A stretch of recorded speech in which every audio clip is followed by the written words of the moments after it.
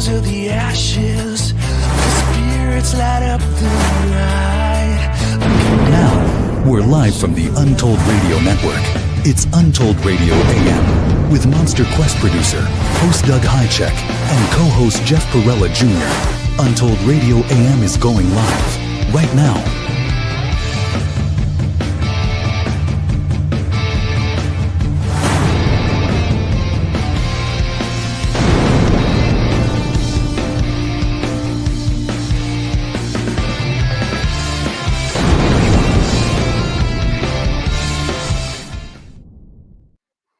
Hello, everyone.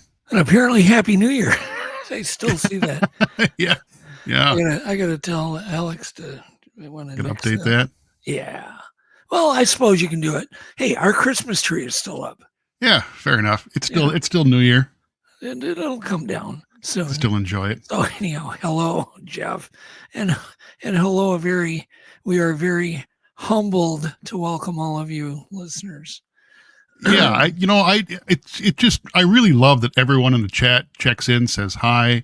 Yeah. It means so much to me, and I know Doug too. I love that everyone's so engaged and active, and everyone's saying hello. I love it. It just really makes this a pleasure. It's just so fun that everyone's enjoying this and take part. And thank you, Jennifer. We appreciate Yes. the super chat. I gotta move here. I'm trying to get my mouse. Did you use the mouse? Yes. Yeah, that's what I mean. I can't stand the touch. I have a laptop and I can't stand the touchpad, so I'm just getting. I got to use a mouse. I'm getting used to a mouse, as you know. I'm an expert with the touchpad. You are. That is true. Everything got upgraded, and I got a mouse. So yeah, I can't. I don't know how you do stuff. It's amazing. He does artwork and all kinds of crazy stuff with the touchpad. I don't know how the heck you do that. I can't do it. Doing it for a lot of years. Yeah. So anyhow, okay, it's episode 227. We have a very cool episode. We have guest tonight, Thom Powell, with a strange but logical take on many mysteries that we're going to cover, including Bigfoot. Yeah. He is known as the renegade researcher, and for good reason. You're going to get to know Thom tonight. I've known Thom for 32 years. Dating back into the 90s. Wow. And he was the first guy to kind of blow my mind with some observations that he made back in the 90s. He was telling me, called me up. So anyhow, we go way back. But I guess that was when we were both in the BFRO. Oh, okay. Yeah, both of us were. Yeah. That just seems like forever ago. Yeah, no kidding. But I think you guys will love him. Okay. But I do want to say that if you don't agree with Thom, he will definitely engage your imagination and your brain and give you a lot to think about no matter what. I mean, he's always got a really original ideas, the way he thinks, and blah, blah, blah. But he's got a new book out called Planet Strange. Yeah, I just started reading it today. I'm looking forward to finishing it. Yep. It's a cool book. And that's we'll talk about that, but we'll hopefully get into some other stuff. So we'll try to keep him around as long as we can. Yeah. Let's see, what else do we got? We're going to have a tech breakdown. Got a kind of a weird tech breakdown. I thought it'd be a weird one to go along with Thom. Yeah. So I just kind of went out a little bit weird. So I think you'll enjoy it. It might give you some cool ideas. And then we've got clip prick. Did I say clip pricks? Sure, why not? That's what I said. It is.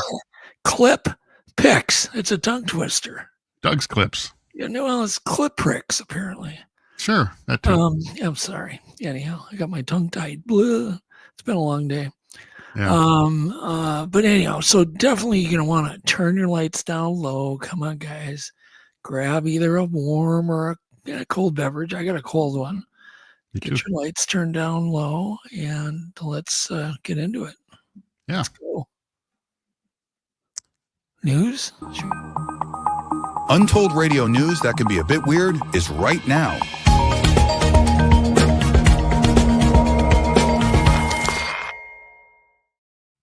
You managed to cut me off every single time. I thought you were ready.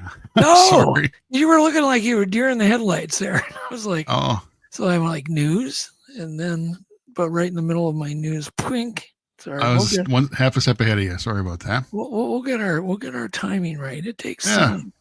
I remember in the early days with Alex, we were both stepping on each other too all the time. It happens. Just trying to be efficient. Yeah. Anyhow, so I'm going to keep the news pretty uplifting tonight. Yeah, fun stuff. There's been a lot of crappy news and the thing, and prayers go out to everybody in LA. I'm not ignoring that, but it's just, hell on earth right now. So it's hard to even think about. It's so awful. Yeah. Anyhow, but let's go right into a giant record-setting house cat to take your mind off things. This is just insane. This is, I'm sure they used a wide-angle lens, and I'm sure, but this is really a big cat, and it's a coon mane. So most house cats weigh between 8 and 10 pounds, right? They're not very big. Mm-hmm. And for you people in Europe, that's 3.6 to 4.5 kilograms. And their height spans approximately 10 to 16 inches, 25 to 41 centimeters for our European listeners. And this is an Italian feline. His name is, I don't even know how to pronounce it, Barreville? There is an L in there. Yeah, Barreville. Yeah, that's it. He's a current reigning champion, a.k.a. the biggest Maine Coon cat alive today. And that is one big cat. Damn, looks like it links. Yeah, that's ridiculous. Isn't that crazy? He's got the beautiful coloration. Yeah, it's a beautiful cat. Oh, this cat, but listen to this. This cat measures 47.2 inches or 1.2 meters, making him only 1 inch shorter than Stewie, which is apparently some other cat and I'm not going to get into. But it's just amazing. Yeah. Are you a cat guy, Jeff? I like cats. I don't love cats. I love dogs. Okay. But I like all animals. I'm not a cat lover. I'm okay with them. I like them. I like other people's cats just fine. Yeah. Well, I think you should get you should buy this big cat. No. I'd rather have a dog. Okay. So next, scientists say that an antimatter engine could be the key to interstellar travel. And obviously we've all heard this before, but they are saying it is the most powerful matter in the universe. So scientists just discovered a thing called the impossible particle. And the impossible particle. And they call it Petrovich number 9. The impossible particle. And apparently antimatter can produce more energy than anything else we know. They say it's fickle, though. And I don't know what the word, I know what fickle means, but I'm not sure how that would apply to antimatter. Well, I'm sure it's difficult to do. Yeah. Could you imagine me calling you up, hey, Jeff, I got a bottle of antimatter. Yeah. I'd invite you over to look at it, but it's kind of fickle right now. Come over later. That looks rather fickle. It says a new field analysis explains what they need in order to progress with this antimatter propulsion. So they're claiming an antimatter engine may be very far off, but researching it could yield other discoveries. And then, of course, there's a bunch of people that believe they have it now. What do you think? Do you think they have this? Probably. I think there's all kinds of stuff going on that we aren't going to hear about for their 20, 30 years. Well, I remember, and I know they had it, and they had a nuclear-powered rocket engine way back because Stan Friedman shared with me private photos of a nuclear rocket engine. Yeah. That was in use, and he created the heat shielding for it. So he should know, but I saw the film of this thing. It's crazy. And that was so far back. Yeah. You know? Oh, they experimented with nuclear airplane, a big bomber way back in the 50s it was 50s because I think it was still a prop powered plane. But yeah, They've done all kinds of crazy stuff. Now, here's what's tricky, Jeff, and I don't really get this. It says scientists from United Arab Emirates University have laid out suggested roadmap for developing this antimatter engine. Okay. Mm-hmm. And I'm like, why there? Just seems like an odd place for that. Yeah, it does. Well, maybe they got the money. Yeah, it's very possible. All right, next, a new reason. Speaking of engines that go quick, this new supersonic jet can fly from London to New York City in 2 hours. I love it. Wow. A lot of us don't go to Europe because we're afraid of sitting on the damn airplane for 11 hours. It's a long flight, man. Yeah, it is. I've done it many a time. Yeah, I've done it twice. Yeah, it's a long time. The last time I went, if it wasn't for bless the stewardesses that let me into their lounge. Oh, wow. That would have gone crazy. Yeah, they just. Well, leave it to you. You've got a gift for getting those kind of little weird perks and connections. Well, it's because I was lap carrying Siberian crane eggs on my lap. Literally on my lap, and they were on an incubator. I had to hand carry this crate of the rare, they were almost extinct Siberian crane eggs, all the way over to Russia, to the Oakland Nature Reserve. Yeah, anyhow, but they felt sorry for me and let me come join them in their big lounge. So this thing can do Mach 5. Yes, back to the jet. I forgot. So this is a Chinese. I forgot about this jet. That thing doesn't look very big, but it says the Chinese firm says it expects to fly a supersonic prototype in the second half of this year, though. That's awesome. Wow. And I'm not really aware of the Chinese making passenger jets. Are you? No, they've really been active in fighter jets. Yeah, they've got some really advanced fighter jets out there and drones. Well, maybe they're going to make a passenger jet. Yeah, interesting. Definitely get Boeing on their toes, wouldn't it? Yeah.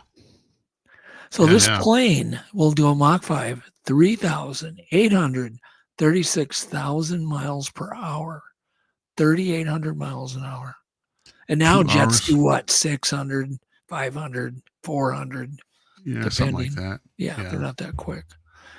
And that's crazy. And I still can't believe that they discontinued the Concorde and didn't replace it.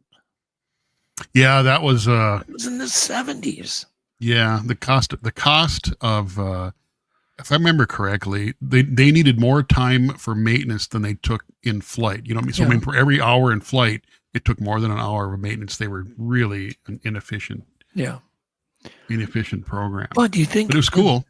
Yeah, but you would think over 50 years they would have replaced it. Yeah, 50 years, Jeff. That's a long time. It's a half a century. You know, we just go, bink, that didn't work out. Didn't even, you know, you try to improve it. And I just wonder why that has not been improved. I think there's a reason we don't know about. Well, there's probably less of a demand. I mean, if you can get on Zoom, there's less of a reason No, I think you're wrong, Jeff. I think there's another reason that we do not know about. Oh, you're probably right. It's you're probably right. Demand, nothing to do with money. That's all the BS excuses. Who knows? Yeah, we'll have to talk about that sometime. I don't know, maybe find somebody who's an aeronautic expert and get them on, and we can talk about the Concorde and what really happened. Because I have a lot of theories on why, and none of them have to do with economy. Yeah, we've never talked about that. That would be interesting. Yeah. All right. So let's go into some, what did I say? Clips? I don't know what you said. Yeah, I got my words set up. Clip picks. Let's go ahead and get that done. So I have permission to play the bumper now? Is that what you're saying? Hell yes, you do. Okay, here we go.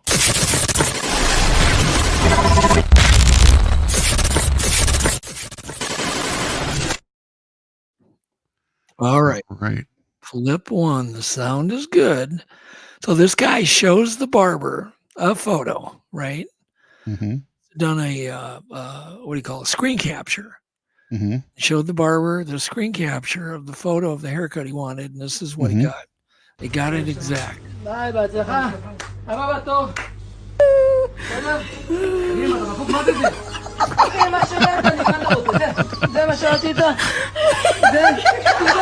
You got it right. Yeah, that's a screen capture for you. There you go. Anyhow. Clip 2, the sound is good. And this is just another swarm of orbs. They've left the news almost entirely. There's a little bit of stuff on social media, but this is quite a swarm. That's why I wanted to. I've seen a swarm like this in the daytime. Hello? Hey, where's Mom? She should be at home. Okay. The other thing is, could this just be rain on the windshield? Oh. Boy, it doesn't look like it. I mean, it looks like something in the sky. It does. See if but you can I get a thought hold of her. some I need her to raindrops. FaceTime me as soon as possible. Now, Okay, if wait, we look at it, Tell her to see FaceTime if you me can as soon see as possible. individual orbs moving. Go ahead and play that again. Let's see if we can see individual orbs moving. Hello? Over above, like Hey, the where's street lights Mom? is a marker where he's not She moving. should be at home. I mean, it almost looks like a river moving. Okay. Why But was they do look like they're traveling. Oh. Yeah, Yeah, they definitely they look like they're are. They I moving. don't know. So anyhow, I'd love to hear you guys' thoughts on this. Although see if you can this get a is hold of similar her. to I need her that to swarm of FaceTime orbs that me we as had soon over as our possible. home one night. Okay, Broad wait, daylight. cut out. Say that one more time. Tell her to FaceTime me as soon Remember as that possible. where it burned out Yeah. all of our low voltage in our home? Yeah, we just talked about that. Yeah. Yeah, which is weird because that swarm was, almost that big. Of what I don't know what they are. And it was in daylight, you said, right? Daytime, sunny, Crazy. beautiful day. Yeah. Yep. All right, where are we? Clip 3. This one's cool. This is so cool. Just the ingenuity of somebody. He recreated the Monaco Formula One race. Yeah, it's instantly recognizable as the Monaco Formula One track. Look at the nuts. marina boats. That's nuts. It's so cool. I'm so into miniature stuff. He did this with magnets, under the. That's crazy. That's just great. Look at that. Did you see the grandstand with all the little Yeah. spectators in it? That thing's awesome. Yeah. You wonder what something like that took Oh man, in money. cost and the time, and Right. it's crazy. All right, where are we at here? I'm really lost. Let's see, we're clip 4. 4. Yep, sound is good. This is another miniature model. This is made by Royal Enfield. It's in 1/6 scale. These cost about $1,700. You can buy them. They come out with different models of these, and it's a 1/6 scale motorcycle. Exact original. Very detailed. It's pretty cool. $1,700, huh? Wow. Yeah. Look at that. Yeah, for the guy that's got everything. And I believe that is a model is a classic 350. Yes, you are right. Good guess. I believe. Good. I know my Royal Enfields. I've been looking at those a lot lately. That's really cool. Yeah, they are cool bikes. Okay. Clip 7. Sound is fine. We all love hamsters, but this European hamster is kind of different. Gotta check this out. European Okay, hamster. give me 1 second here. Look at this.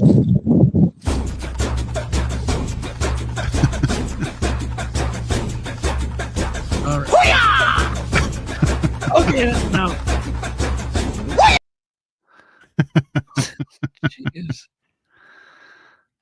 Yeah. Doesn't even pretty look real, wild. but they are real. I do vouch for that video. That is a real hamster. It's a European hamster. They have that black kind of stripe on their belly. Yeah, All that's right, wild, man. Clip 8. And this is this weird sound that people are hearing.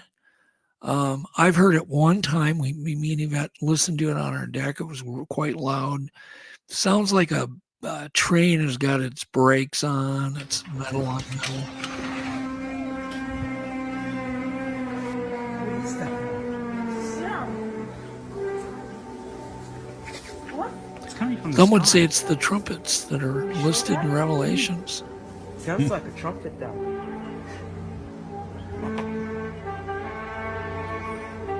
What is that?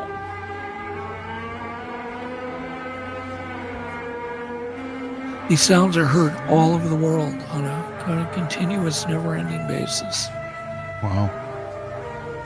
So scary. What do you think? Man, who knows? I don't know. I mean, it could be end times. Who knows? Is it the neighbor playing his trombone? It could be that too. Who knows? You never know. I don't know. I mean, there's no sound can do some strange things. But what is interesting, if you search these strange sky sounds that is happening all over the world, and they all could be fake. All of them could be, right? Sure. Yeah, absolutely. Except the one you hear. Yeah. You know, so it's interesting. But it would be real easy to fake such a thing. You would just play a soundtrack from somebody else's video. Sure. You know, go out there and film you looking up at the sky and throw the soundtrack in. Yeah. Super easy. And there's a lot of that crap going on. All right. Let's see here. Where are we at? We're Clip on 9 is next. Clip 9. Actually skipped a couple too. I don't know if you want to go back to those. What is this, real or fake? I've got listed there. I think I forgot to number it in the notes. Do you want to click that and just see what it is? I'm sorry, which one? Well, let's just do 9. Sound is good. This is a pilot who's describing an encounter with orbs. Pilot came back, canceled the flight, had a look of shock on his face, and described as a dark gray or a black cube inside of a clear sphere. And we'd only see them over the water. We originally thought they were radar errors, right? Some kind of software glitch. We'd try to fly up to them to see them physically with our eyeballs. And when we do that, we wouldn't see anything. We'd come within about 500 feet of these objects. All our sensors are pumped into our helmet, augmented reality style, and it would tell us exactly where to look, and boom, we'd come right past this object and there'd be nothing there. And that really kind of kicked off the seriousness of this issue for us. Wow. So interesting when somebody like that, you know, describes what he sees. Someone who's credible and they're trained to observe and they've got instruments. Yeah, for sure. Yeah. Clip 10. I think this is our last clip. No sound. Yep. This is New Year's Eve technology. This is drone technology. And it is kind of a wow because it's getting better and better and crazier. And they're using more and more drones. But just go ahead and watch this clip. No sound, though.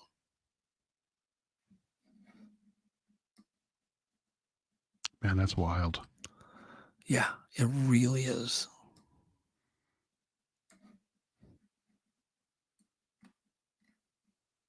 Absolutely nuts. I mean, all it takes is one drone to mess up and hit another drone to cause a chain reaction of drones falling out of the sky, and that did happen somewhere. Well, think if those were weaponized. I mean, even think of an aircraft carrier, battleship. If you had 500 weaponized drones coming at you, what do you do? I mean, that's incredible. I mean, what the heck do you do? I know. That's scary stuff. It is. Thanks, Jeff, for that. All right, let's. It's my new nightmare. Yeah. Maybe it'll happen while I'm taking the garbage out. Probably. Let's do. Let me know too when Tom gets in the back room. Let's do. Is it real? You be the judge. And clip 1. I've only got one of these, so it'll go pretty quick. Untold Radio AM presents You Be the Judge. Is this strange video clip real, or is it fake? Or could it just be a simple misidentification? What do you think?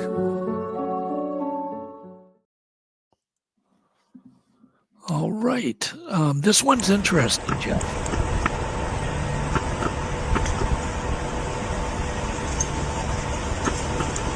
I love the way the animals are looking at it.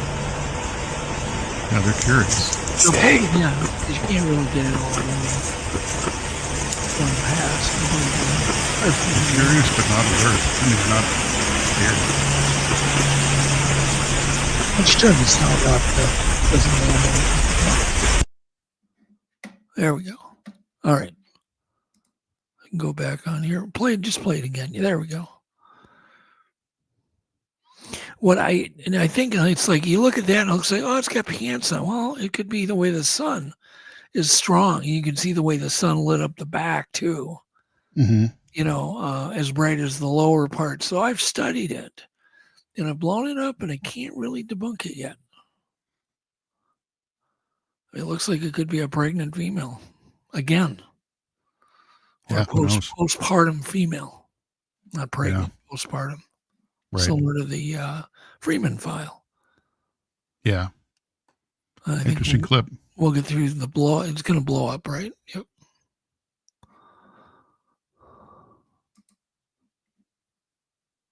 Jen says it looks good. You see where it looks like it's got pants on? Yeah. But if you really study it, it looks very similar in body shape to the Freeman. You can see the way the light lights its head up because it's partially shaded. Yeah. And we've got beams of light coming through. Yeah, there's some bright sunlight there. But the way the animals react is what kind of gets me. Yeah. The fact it's a fox and 3, 4, 5 deer. It's crazy. Yeah. Yeah, it's interesting that they're not, that they weren't scared. They were just curious. Yeah, Stone Picker says, good call. Those are possibly female hips, actually. It does look like the Freeman film, the way the light is bouncing off it. I was just going to say that, Doug, he says. So I'll put that up there. Yeah. Kenny Hess says it looks real considering how the other animals reacted. Yeah. So if I was a betting guy, I don't see that many clips that I think could be real. I may take a chance and throw a few bucks on it being real. Yeah. Would you? Could be. I mean, it's the having the context of the other animals there sure makes it interesting. Yeah. I mean, you'd think they'd be a lot more nervous if it was a human there. Well, normally when somebody hoaxes, it's always obscured by brush. Right. Trees. This is wide open. And they wouldn't stage it with random deer standing there. Yeah, it's like, bring in the deer. Yeah, the whole thing just it doesn't look staged. Put a guy in a suit and then have all that happen. So I think I'm a little over 50%. It's real, and I love the fact it's got that postpartum body, which means it may have come out as a distraction to lead whoever humans it thought away from its offspring. Yeah. Just like I think it did the Freeman footage. So Flat Rockland says, where is it? I have no freaking idea. Yeah, I don't have any context with the clip where it's at. I don't find it. I think if you just type in, in YouTube, Bigfoot, deer watching Bigfoot, I think you can find it. So All right, let's do. I don't know what time Tom will be here pretty soon. Any second, I think. Let's go ahead and just for luck, we have a bunch of Untold Marketplace picks. You want to do that next? Sure. Yeah, let's just do it until Tom shows up. It's now time for Untold Radio's odd, strange, weird, and zany marketplace deals. Please don't let these gems slip away.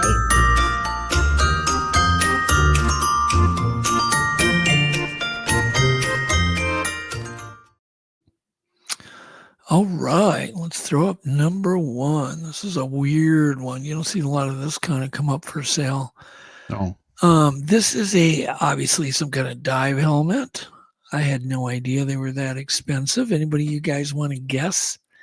But this was listed 5 days ago. I kind of think he probably won't be able to sell it on, who needs a dive helmet for diving bell type stuff? Yeah, that's pretty exotic. This is the kind I think you put the air hose up on, or do you hook this up to a tank? I have no idea. But it's a KM37 dive helmet. Anybody want to take a chance? Gil says $499. It's way more than I thought it would be. I'll tell you that. Rusty says $2,700. Mary Jo says $2,500. All right, out of time. We are at $5,900. Yikes! Looks like a nice one. Better be a lot of money, and it was used in 2021. He said it needs inspection. Used as a standby. So, yeah, I imagine, getting that inspected can't be cheap or easy either. Not like I'll expensive. inspect it for $300. Just bring her over. It's an expensive hobby. I'll say, yeah, it looks good. All right, next one. Next one is that. This is a 1999 Jacobson Workhorse. I have no idea what that is. Some kind of golf cart, I guess. Looks like it, yeah. And the description is interesting. It says this is a Jacobson Workhorse. They're not sure of the year. It's like a golf cart, but with a powered dump bed on it, whatever that is. And you can see it's quite interesting. And they're asking, what do you want to guess? And you guys type in the price. Try to put in something so I know which price you're connecting the thing to. You could say golf cart. I know it's hard. 2000. Let's see here. David's at 1,700. Mary Jo's at 2,000 flat. Rockland, it won't pretend whoever gets it closest is the winner. Jen's 2,800. How much would you pay for that, Jeff? I'm trying to understand what the goal was here with those modifications with that box and all that. I don't really get it. Just to make it interesting, it's $1,500. Yeah, that's probably fair for it's a big golf cart. I guess. Oh. I'd say no thanks to, no thanks. Yeah, no thanks. I see we have Tom. Yep. Okay, let's do a few more and then we'll get Tom on. Sure. All right, next one. This is a fun one. Yeah, it's kind of fun. It's kind of creepy. You can get a 18-inch mini me doll. Right? That close to life size? It might be. I don't remember. He was a small guy. Exactly, life size. It is you can get two authentic 18-inch Austin Power mini me dolls, and you can get both for how much? Anybody want to guess? Not one, but two. So you have a backup, a spare. Two creepy mini me's. It's mini me's. Yeah. Plural. You can look at them in stereo. Mini us's. Yeah. If Jeff had these, he'd put Bigfoot t-shirts on both of them. Sure. Wouldn't he? Yeah, absolutely. Okay. $250 dolls from Mary Jo. Gil, $100. Jen, $500. Well, Jen, you're going to want to buy them because they're only $60 for two of them. That is probably a pretty good deal. They probably, for an Austin Powers collector, they might. Yeah, I can't imagine there's a lot of those, but you never know. Okay, the next one you're going to love. Jeff definitely wants to buy this next one. Oh, sign me up. Is the Hillary Clinton Nutcracker. And by the way, I just want to add, there also came out with a Bill Clinton, I swear to God, corkscrew. Swear to God. They had a Bill Clinton corkscrew out years ago. I swear. Sure, why not? And this is the Hillary Nutcracker. All right, how much? It's 2016 or bust. Who wants to buy? Let's see here. I got to read the comments here. Jen goes all past. 1 peso. David, I love it. Nutcracker, $35. Stone picker, $8.99. Nut for the nutcrack. Yep. Looks like our audience is not really into this one. No, they're not really into they're bidding low. $20. $20. You can get that. All right, next. This is maybe this next one goes with that this one coming up. It's a 2008 home-built gypsy wagon. Sure. Home-built gypsy wagon. 7,000. I'm not going to have people guess on this one. $7,000. It was listed 3 years ago, just so you know. Yeah, they're having a hard time getting rid of that one. Oh, looks like Tom went away. So might want to lower their price. Yeah, I think so. I think they got to drop that price. Just drop her down a little bit. Knock $20 off. All right. Yeah, you never know what you see on Marketplace ever. Speaking of you'll never know what you see on Marketplace, here's number 6. Oh, yeah. Number 6. This was listed 5 weeks ago, approximately. This is a custom-made 10-foot tall inflatable poop. It's great for when you really don't like your neighbors. Yes. Oh, yeah. Could you imagine? It comes with the half-inch or the half-horsepower blower, not included. No, it doesn't come with a half. Okay. You got to have your own. It has D-rings for staking it down so your poop doesn't blow away. So we got to figure out what happened to Tom. I was just about to introduce him. Yeah. Hopefully. He has some technical issues. You think? I don't know. Does he have? I know he lives kind of out in the bush. Yeah, he's out in West Coast, Washington State, I believe. Yeah, he's out there. Nah, Washington, Oregon. But I know he lives in the woods. Oregon. I'm sorry, you're right. Oregon. Yep. I think he lives in the woods though. Yep. So Mary Jo guessed $125 for the poo, $200 for the poo. Who else? David, Rusty, $65 for the poo. Loretta Collins just says poo. She doesn't want it. There you go. It's $1,000 for the poop. Yikes! And it doesn't come with you need to supply your own blower to keep it inflated. Yikes! Yeah, $1,000. Can you imagine paying $1,000 for that? No. But all right, somebody might really love that. I guess. Next one is an interesting build. It is a gas-powered wagon. Oh, we got Tom back. Tom, wave if you can hear us. Oh, yeah, there we go. Yeah, we'll bring you on in about 2 seconds here. This is a gas-powered wagon. It's listed only 2 days ago, so you better hurry up and get it before somebody snaps it up. It's a custom wagon. It's 110 cc. There you go. That's actually kind of cool. That's kind of cool, but it may not be when I tell you the price. No. Everybody want to guess? Let's see here. Everybody's just kind of laughing. Oh, Gil said 500. David said 499. Gil, you got it. $500. Right on. There we go. All right. Enough of that crap.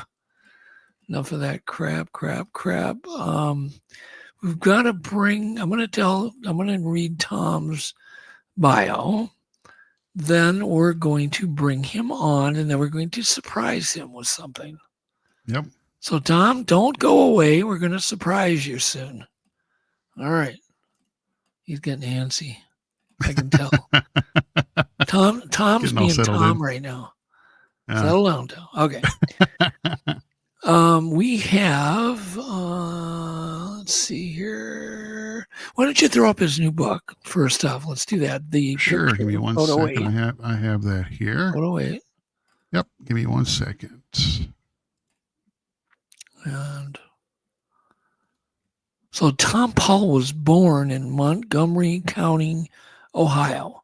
His early years were spent as a Boy Scout in Northeast Ohio, where he developed a passion for hiking, canoeing, camping.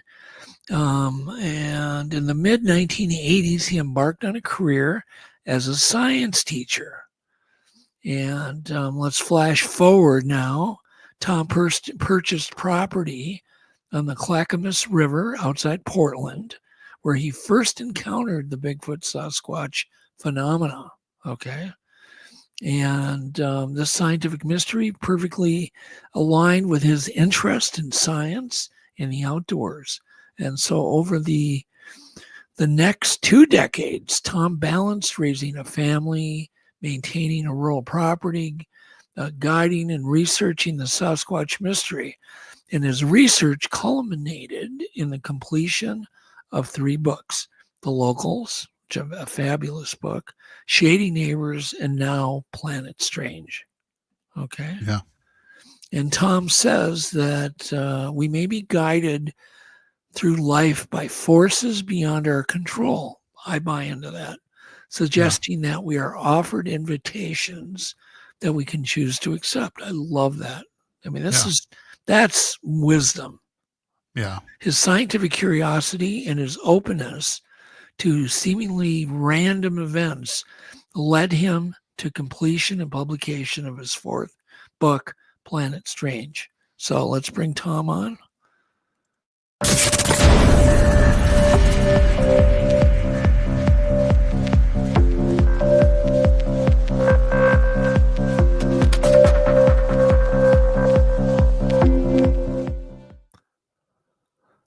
welcome, Tom. Hi there. Tom, how the hell are you? Staying busy. Good. Yeah, I can imagine. By the way, you have such a beautiful place that you live at. You really do. Thank you. Your home, your land, it's gorgeous. I'm jealous. So I want to get that out of the way, the jealousy. It's terrible. It is a maintenance nightmare, you might say. Yeah, I can imagine. I know. All right. But before we get started, I have a surprise for you. Is that okay? We'll give you it's a little surprise. So we're gonna play your new book commercial for your book. Oh, I didn't know there was one. That's No, of course not. What? Because you haven't seen it yet. So Jeff's gonna go ahead and play that. Yep, here we go. And then we'll get on with the interview.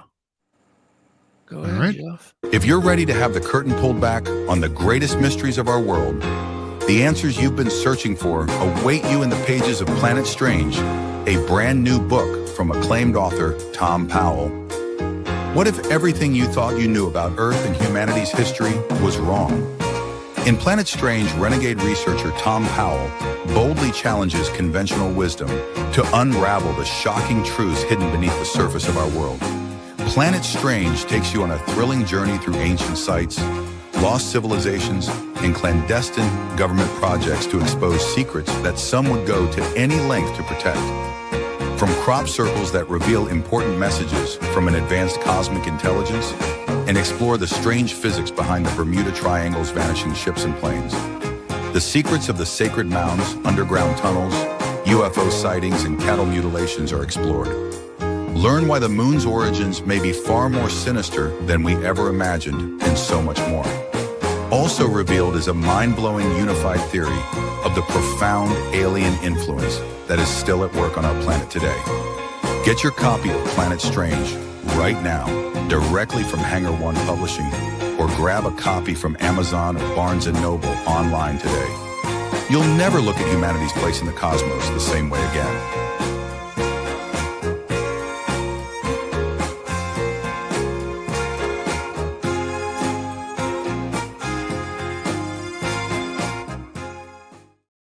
Man, that's a cool ad. He did a good job. Very nice.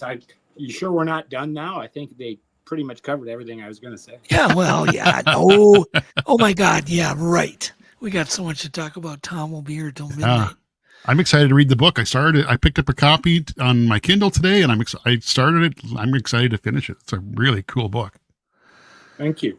Anyhow, so what in the hell did you decide to write a non-Bigfoot book? Obviously, other things were bugging you, other mysteries, and the world is so full of it. Don't you agree? We live on the most amazing planet.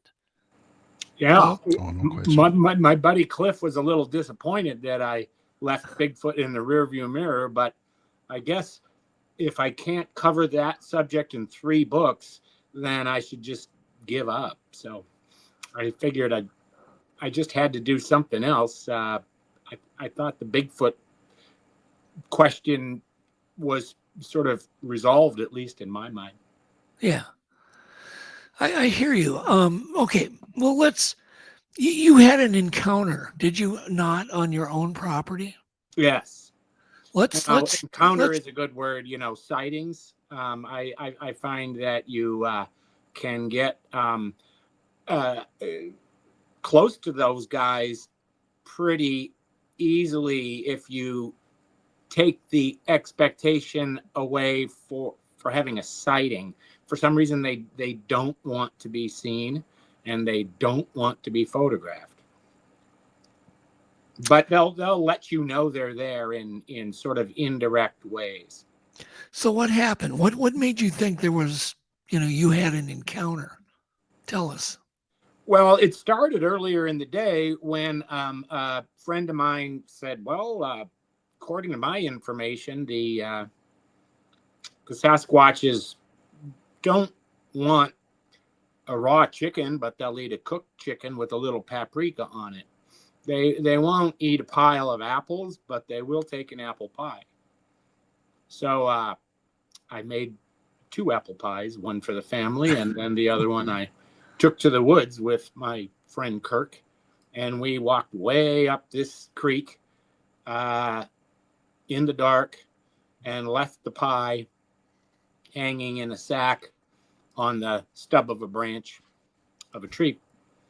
Then I went home and didn't feel tired after all the walking around. So I took a walk on my property on these trails I have that are in the woods in the back where there's no houses. And I have a set of trails back there. So I was walking around in there, and then I heard this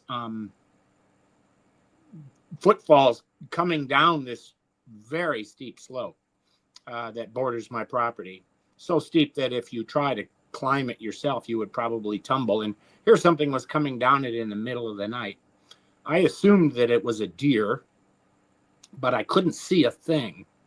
But then it kept getting closer, and then it stopped. And whatever it was seemed like it was right there, but I couldn't see anything, couldn't hear anything. I stood there and waited for 15, 20 minutes. Nothing moved. I thought maybe I'm hearing something, but I just thought it was probably a deer. But I had seen a deer back there earlier in the day, and it had a big set of antlers on it. So I was a little bit concerned that if it was the same deer, it could gore me with those antlers. So I started moving down the trail toward this bench that I have. And then I heard the footfalls again. This time they were following me down the trail, coming toward me. Well, again, I just sort of thought, it's still the deer.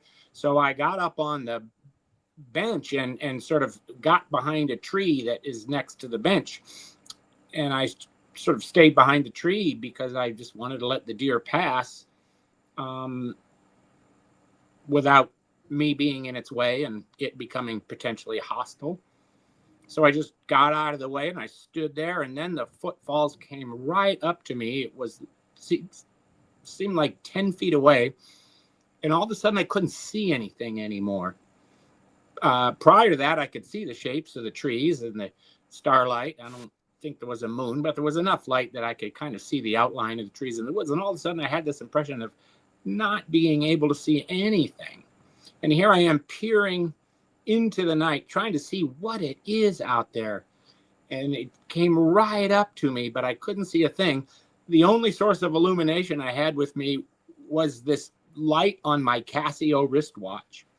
So here I am standing on a bench, kind of cowering behind a tree and holding up my Casio wristwatch and pushing the button that made the light go on so I could see what the heck it was that was standing right there. I could hear it breathing. And I couldn't see anything there.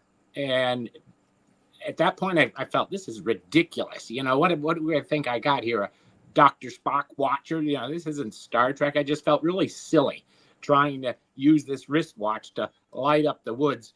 And at that exact moment, something hit the back of my ear. Well, all of a sudden I felt like, oh my God, I'm surrounded. And there is sort of a pattern to that arrangement that Sasquatches will, you know, work in groups, and then one distracts and then the other one comes up behind you.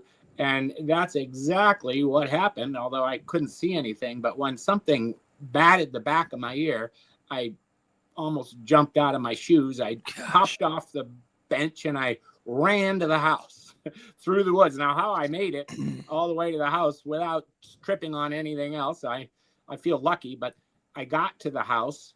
And at that point, I noticed that the bedroom light was on. And I was untying my shoes on the bench outside the house, and I heard this loud cackling laughter coming from the far side of the neighbor's property. It sounded for all the world like loud laughter. and it was really loud. And it was 2 a.m. by now. When I saw the light click on, I went into the house and asked my wife, "What are you doing up?" And she sat up in bed and she said, "What the heck was that noise?" She's always been a bit of a Bigfoot skeptic. And I said, "So you did hear that?" And she said, "I have never heard that noise before in my life. And I've heard a lot of coyotes around here." And I said, "Well, it was almost like they were laughing at me for having, successfully surrounded me and successfully scaring me out of the woods." I feel like I was the unwitting participant in a training exercise or something. I can see the one Sasquatch saying, "All right, here's how you do it. Watch this." and boy, did they get the drop on me. So again, I didn't see anything, but there are several things which suggest to me that it was not some ordinary animal. And I had forgotten about the apple pie. But I once I reflected on the whole sequence of events, I kind of felt like the apple pie precipitated what happened, and that the whole performance, if you will, was sort of staged as a shout out, as a, "Hey, thanks, but we had fun at your expense." And why do you think they enjoyed the cooked pie versus raw apples? Well, this was something that a Native American fellow named Mel Scahan had told me. He lives on the Yakima Reservation. We know Mel. Yeah, we know gets Mel. around. Yeah. And then he had a buddy, Oliver Kirk, who was a natural resource officer on an adjacent reservation called the Warm Springs. Anyway, these Native American guys sort of shared that with me in one of these conferences that we attended. So I guess it's a bit of Indian lore, really. Well, you think about wild food. They can get the wild food. They can go into an apple orchard and pick all the apples they want. Now, we've had that, too. The neighbors lost a bunch of apples. And years ago, when I first bought the property, the neighbor accused me of stealing his apples. And years later, I ran into an acquaintance of his, and they said something, "Oh, he used to talk about you. He used to complain that you stole his apples." And I said to the gal, Diane George, I said, "Why would I risk getting shot over 25 cents worth of fruit?" And she said, "No, it wasn't a few apples. It was all his apples. All of his apples disappeared in one night from a tree, or maybe a couple of trees." Well, that's when I recollected that in my days of investigating sightings, I had met a couple from Colton, Oregon, not very far from here, 15 miles, who told me that they had seen the creatures come out of the woods and that they steal their apples. And I said, "How does it go?" And they said, "Well, we were sitting there at sunrise. We were getting ready for a big drive. And so we got up early. We were sitting there looking out over the orchard and the yard. And out of the woods came this form in the first light of morning. And it grabbed the apple tree by the trunk and shook it. And all the apples fell down. And then 2 more of them came out of the woods, and all 3 of them picked up the apples and disappeared into the woods.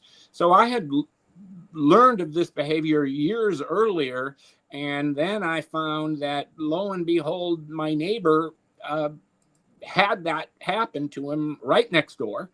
And we live at the end of this road where there really isn't any opportunity for a person to drive up, or I guess if they walked a long way, but how would they carry so many apples? That's why he thought I did it, because no one else was really in a position to do that. But so it appears that they helped themselves to apples, and the neighbors have had that with their orchard recently. And my orchard, the cattle panels that I use to enclose it to keep the deer out, were torn open one morning, which a bear could do, but strangely, it was put back to appear that there was no opening that had been made in the fence. When a deer tears the fence open, it doesn't put it back, or not a deer, but a bear. Right. So something was entering my apple orchard and concealing itself. But like I say, we're at the end of a road where people would be very easily seen, and strangers and everything wouldn't have the same opportunity. But by under cover of night, it seems like apple orchards are a favored feeding spot, and certainly people up in Wenatchee, Washington, where they grow a lot of apples, say that as well. They find the tracks in the snow, and they're showing a lot of interest in the apple orchard.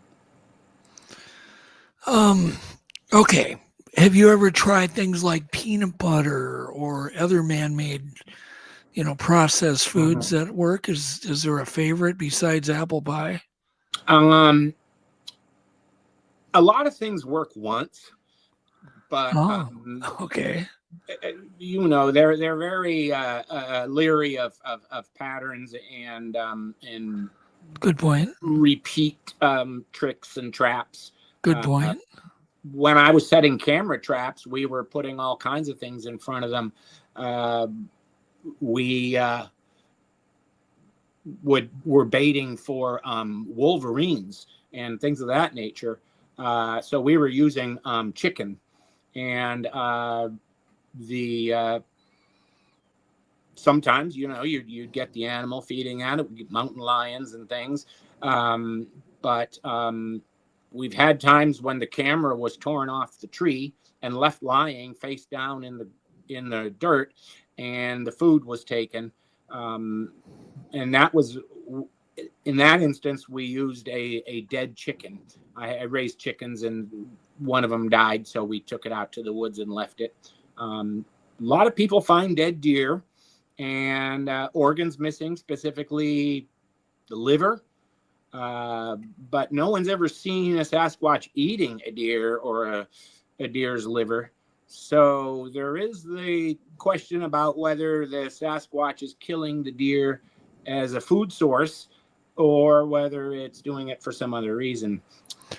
And how do you know that the person or the thing eating the apple pie is a Bigfoot versus a bear or some other animal? You don't, and you should be so lucky as to see it with your own two eyes.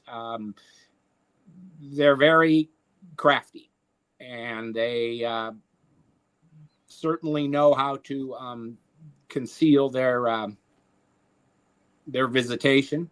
Like I say, they don't like to be seen. They don't like to be photographed. I've had numerous times where the cameras got pulled off the tree.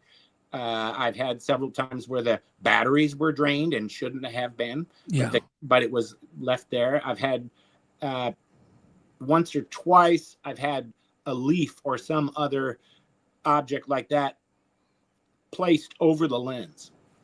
So it has, they have several means of disabling our our spy gear. Yeah. Oh yeah. And think about it, Tom, it's been 35 years since even me and you worked together trying to get videos or photos. Right. Mm-hmm. And really everybody's still empty-handed.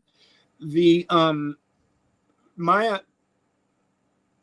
research seems to indicate that almost every picture of a Sasquatch that's ever been gotten was not by a Sasquatch researcher, but by a person who was setting out cameras for deer or other animals such as that. In other words, sometimes trail cams do work, but not.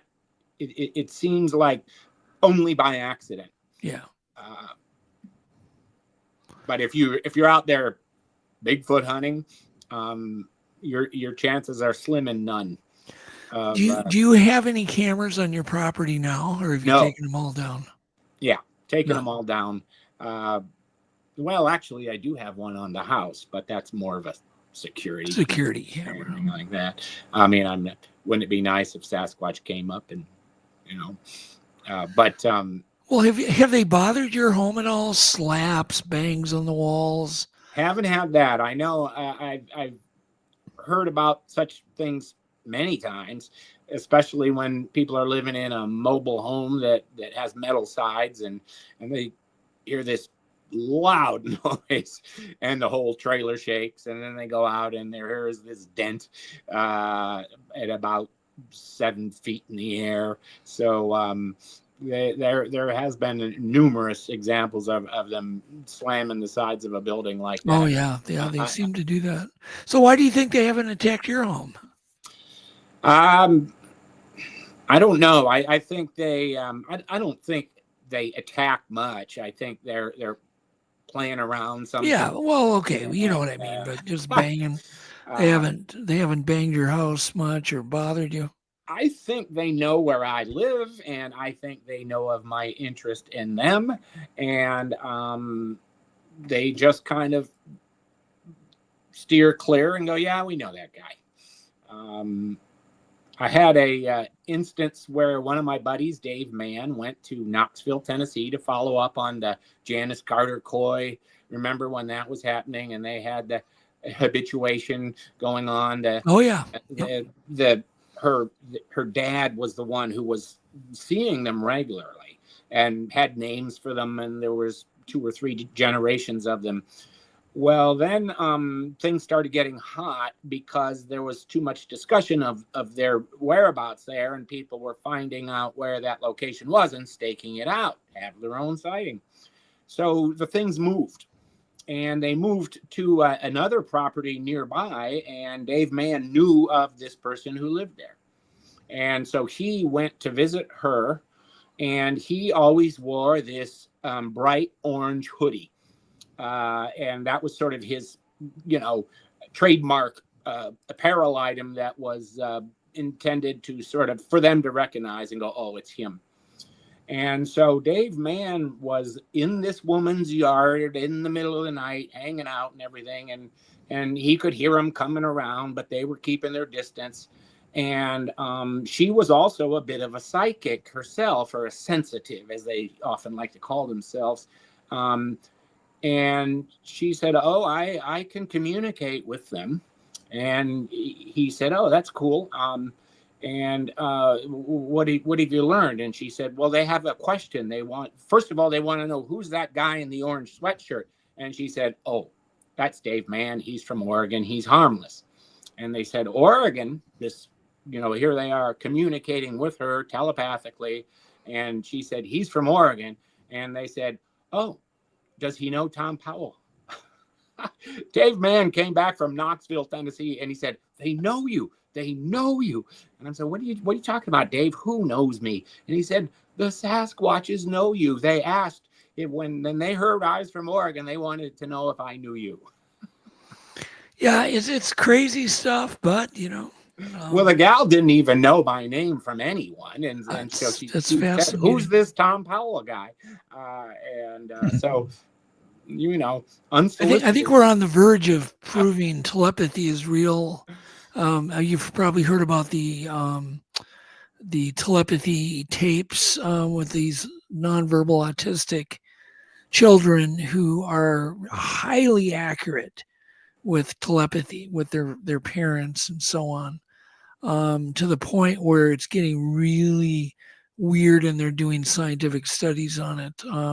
Well, they've been studying it for years in secret circles. Their remote viewing has been shown to, like you say, prove things. They had these guys, Edgar Casey, I believe, was one of them, who could come up with descriptions of inside secret facilities in Soviet Union, say, and then somehow years later they were able to get a description or what's inside, and it was exactly as he described it. So I don't laugh at that stuff just because we don't understand it, and just because I am not very good at it, but I've learned to bring in people who feel that they have the sensitivities that I don't really think I have.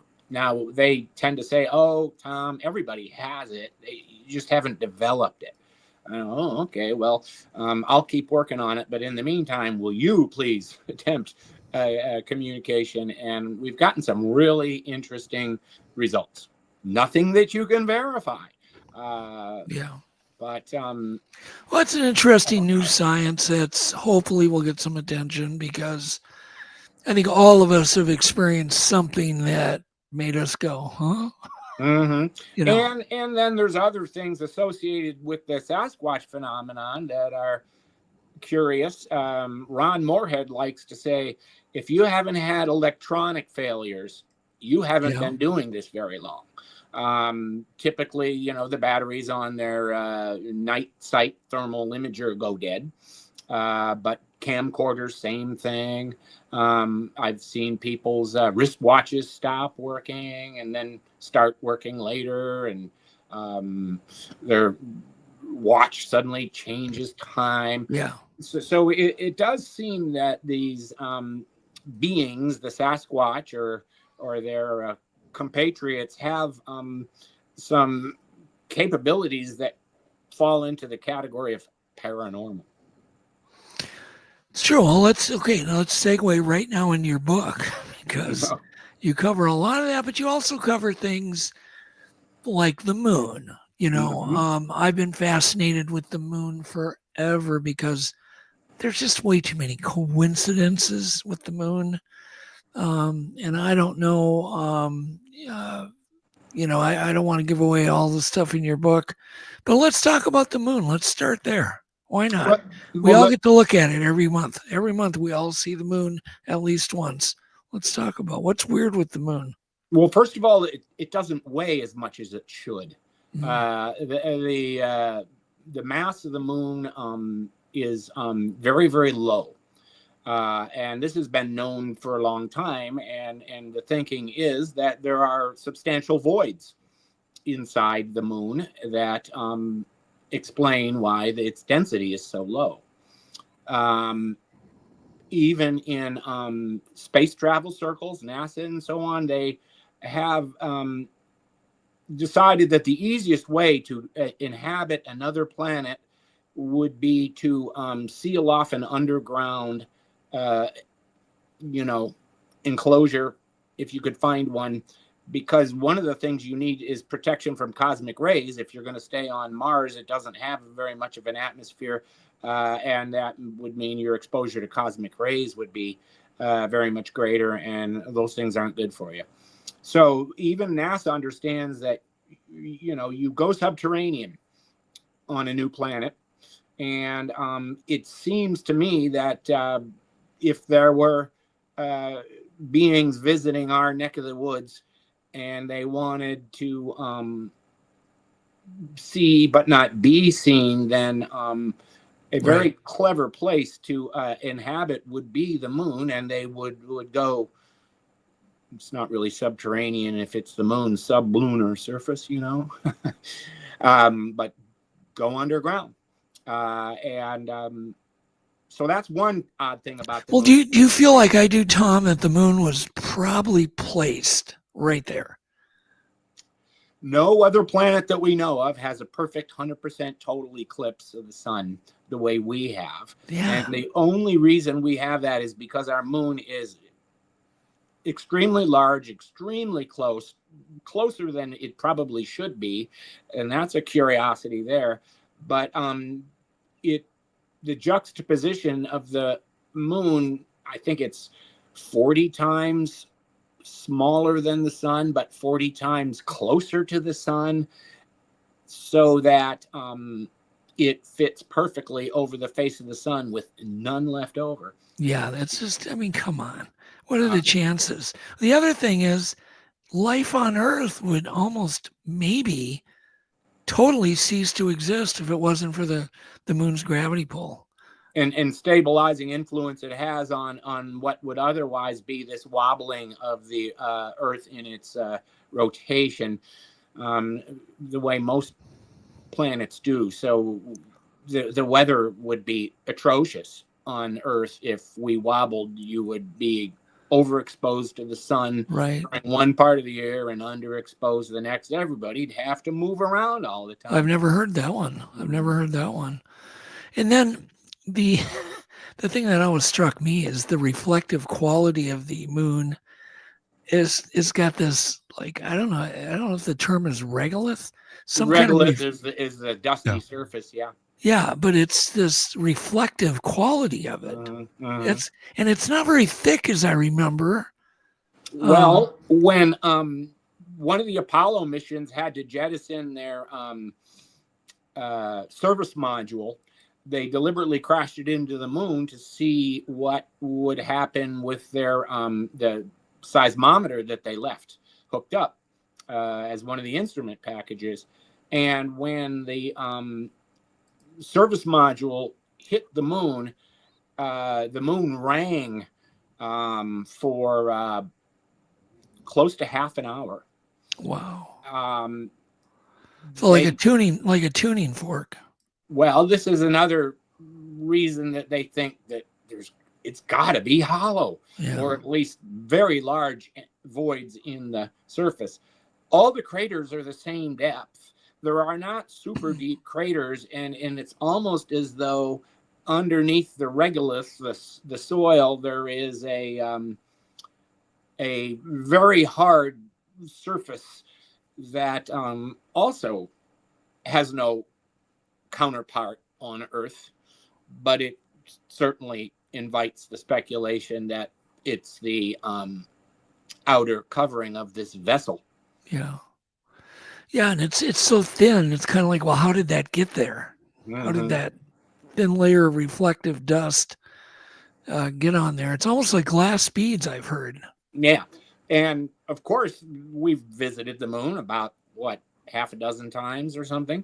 And every set of astronauts had some sort of curious observation. The most famous one is Neil Armstrong. He was almost like, I'm afraid to go out there. They're right there. But he was saying all this on a medical channel, and so that the people who were listening in on NASA communications were not privy to the conversation, because he was telling them on a closed line that there's things out there. I can see them. Supposedly, now again, Neil Armstrong never talked about such things in his entire life. He was very, guarded about his experiences, and he didn't do the talk circuit at all. Buzz Aldrin did, and he didn't necessarily corroborate what Neil Armstrong was describing. So there's some question about that. But over the years, there have been a few different people who said, no, that did happen. That he was a little bit freaked by what he was seeing out the window prior to his first extravehicular activity, his moonwalk. Well, could you imagine how spooky it would be to be in that capsule at night on the surface of the moon? It's beyond crazy. And of course, we haven't been back. The speculation, I think, is growing, and more and more people are getting suspicious that we didn't even go. Oh yeah, I don't know. I don't know what to think of that. I would say that we have probably already visited Mars with people. Yeah. So you're thinking the opposite, that not only have we gone to the moon, we're probably going there right now. Well, they have means of travel that are not being shared. I agree with that. Yeah, I think, I kind of do think we're 50 years behind the technology and what the military. Well, that's for sure. That's what people tend to say is about 50 years after something has been developed for military use, they finally give up. Here you go, and all kinds of stuff, transistors, the internet. The military had an internet a long time before they shared it with us. Yeah, no, absolutely. There's no doubt they did. Drones. Everybody's got a drone now. Well, there was a time when drones were sort of a secret capability. Yeah, that's true. And I was wondering things like, how many times we're going back to the moon, if we are, and what about the dark side of the moon that we can't see? I mean, it's pretty secret back there. A lot of crap could be going on. Yeah, and it's not dark. That's a Pink Floyd album, right? But it is the but we side can't we never see. Yeah, and that is another weird thing about the moon is that it's a synchronized revolution, so that we only see the one side, never see the back. And of course, when they finally got to go around the moon and take pictures of the back, all kinds of things were observed or photographed that seemed a little odd. And now there's people going over the pictures and seeing obelisks and things that look like artificial structures. Yeah. And what do you think of those? Have you looked at the photos of all of the things, anomalous things? And it's the quality is not so great, and Correct. So it does seem that there are objects that look like they have, square corners and other things that shouldn't be there, or uncommonly tall things. And there are even indications of cavities that have been photographed, holes in that look like they're the, just, well, even NASA like calls them tunnels? lava tubes. They say that they're probably just lava tubes that have collapsed, and so you can see into them. But whatever is inside the moon, there's a lot of empty space in there, and it makes a lot of sense to me that would be a great place to hang out and see and not be seen. Yeah. And then, of course, for years, going way back, they have spotted objects, UFO, orbs. Lights. A lot of astronomers lights. have It's where seen they, lights yeah. on the Is it, surface of the moon that shouldn't there's a be name there. for those lights that they used to call them many years ago. Back when the early astronomers were looking at the moon, they would see these lights. I can't remember if they call them spook lights or they call them something. Yeah. They're seen a lot, actually, by people who study the moon. What is your next favorite chapter in the book? What's your favorite? I tell you, the one that I think most people are not so aware of is the cattle mutilations, and what that seems to point to, that these guys like Chris O'Brien, rest his soul, he died recently, but he wrote the seminal volume on here it is, Stalking the Herd. And here we go. Yeah, I think we've had him on. It's amazing. It is. That he basically comes to the conclusion that what's going on is environmental monitoring, that the animals are not being killed for meat. No one has ever been arrested or accused of killing a cattle, even though it's always assumed that it's cultists or poachers, cattle rustlers. But the way the carcasses bear out is that certain organs are removed and the rest is left there. And these organs are ones that would be very helpful in determining whether the creature had any pathogens that made it sort of dangerous to eat.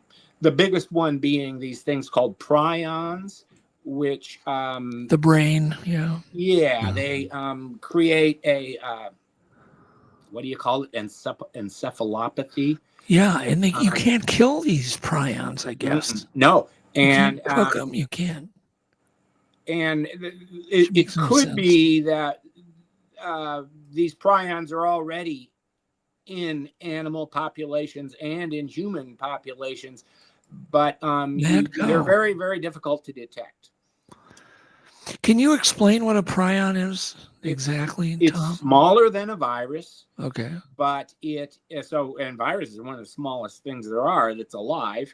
They're strange because they don't really behave as if they're alive, but they do multiply in your nerve tissue. And it manifests as a dementia that is only able to be detected if you do a brain biopsy, and you have to be dead to do that. So very few people have brain biopsies, so we don't know how pervasive these prions could be. But the thinking is that we accidentally introduced them into deer, elk, and cattle, and that if we eat an infected deer, elk, or cow, then we acquire those prions, and then later in life you will have a dementia-like condition called CJD, Creutzfeldt-Jakob disease, which Creutzfeldt and Jakob are the two guys who showed that it was a real deal. CJD. It's interesting.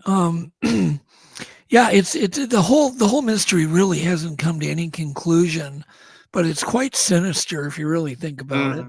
Now, the most my favorite chapter is probably the crop circles, because the crop circles are so indicative of a higher intelligence if you study them to the nth degree.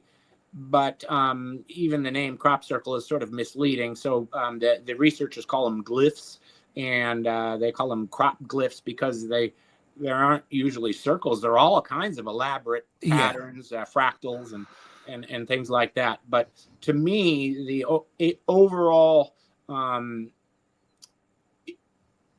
issue is that the crop circles are being used as a way of reaching out to us and inviting us to figure out that we're not alone on this planet. Much like these drones, you've heard about the drones over New Jersey lately, and to me, that's the same as the crop circles. It's a way to let humanity know that we aren't alone, but doing it in a way that sort of bypasses, censorship, government control, all these kinds of things. I know astronomers who say, why would aliens come all the way here and then mash down a bunch of corn? They wouldn't do that. And it's like, well, first of all, how do you know? But number two, I think I see crop circles as a way to reach out to humanity in a manner that cannot be interfered with by the powers that be. And I think the drones that were happening between October and around Christmas, same kind of thing. It's just another attempt to reach out and invite us to sort of put two and two together. And to me, the drones that were being seen, I watched several really interesting collections of the cell phone shots that people had gotten of them. Yeah. And they don't seem space worthy. It's kind of funny that in some cases they're interesting. They're kind of have lighting and things like they were FAA lighting, and but yet they're not in crazy manner. But we're not hobbyists, Tom. We know they're not hobbyists. But I also my thinking is they're not necessarily from somewhere else. They're from here. But they're from this subterranean realm. In other words, the moon isn't the only planet or object in space that's at least partially hollow. Our planet has a considerable subterranean realm, and it's getting bigger all the time because of all this tunneling that humanity is doing. Do you think we're doing just a ton more tunneling than anybody knows? Absolutely. Oh, I think so. Did you hear that? I don't know if you were on. We did that sound. That metallic-y, weird sound people are hearing. The hum? Well, no, yeah, it's kind of like a hum. Jeff, could you play that again for Tom? Oh gosh, let's see here. It was clip 8. Oh, clip 8. Okay. It's just this weird metallic sound they're hearing all over the world. They have for years, right? This is not new. At Taos, New Mexico, they hear a lot. There's places in Michigan. Yeah, but I was wondering, are they tunneling? Right. I think the answer is yes. All right, listen to this, Tom. Right. What do you think? What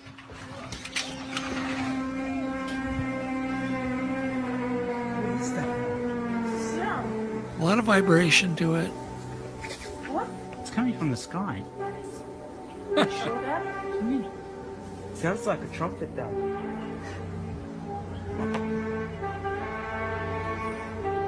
It just sounds like a boring thing going through rock, kind of. Like it hits bedrock, makes some sound. I was trying to drill through rock with a big giant drill. That's what it would sound like. Mm-hmm. Anyhow, all right, thanks, Jeff. No, I think that the other thing that points to this underground excavation is all of these mounds that are found not just continent-wide, but worldwide, piles of dirt that shouldn't be there all over the place. Not to mention pyramids, but huge amounts of material have been moved. And of course, archaeologists and the like say, okay, these were ceremonial structures made by indigenous people. Well, these same indigenous people are said to be hunter-gatherers. What group of hunter-gatherers has enough personnel and enough spare time to be piling up enormous piles of dirt into these effigies like the Serpent Mound and other ones? But in Minnesota, where you guys are, and Wisconsin, Michigan, Ohio, Kentucky, West Virginia, these mounds are everywhere. Most of them have been removed for, fill and things, and a lot of the farmers flattened them. But crazy amounts of earth have you, Jeff? Have you been to the ones up in Minnesota or anything around the Itasca area? The mounds? No. There? I'm familiar with them. I've not been there myself. It's pretty crazy. It really is. It's just weird. The amount of material staggers, blows mine. And my speculation is that it's the tailings of a bunch of subterranean excavation that they got to get rid of.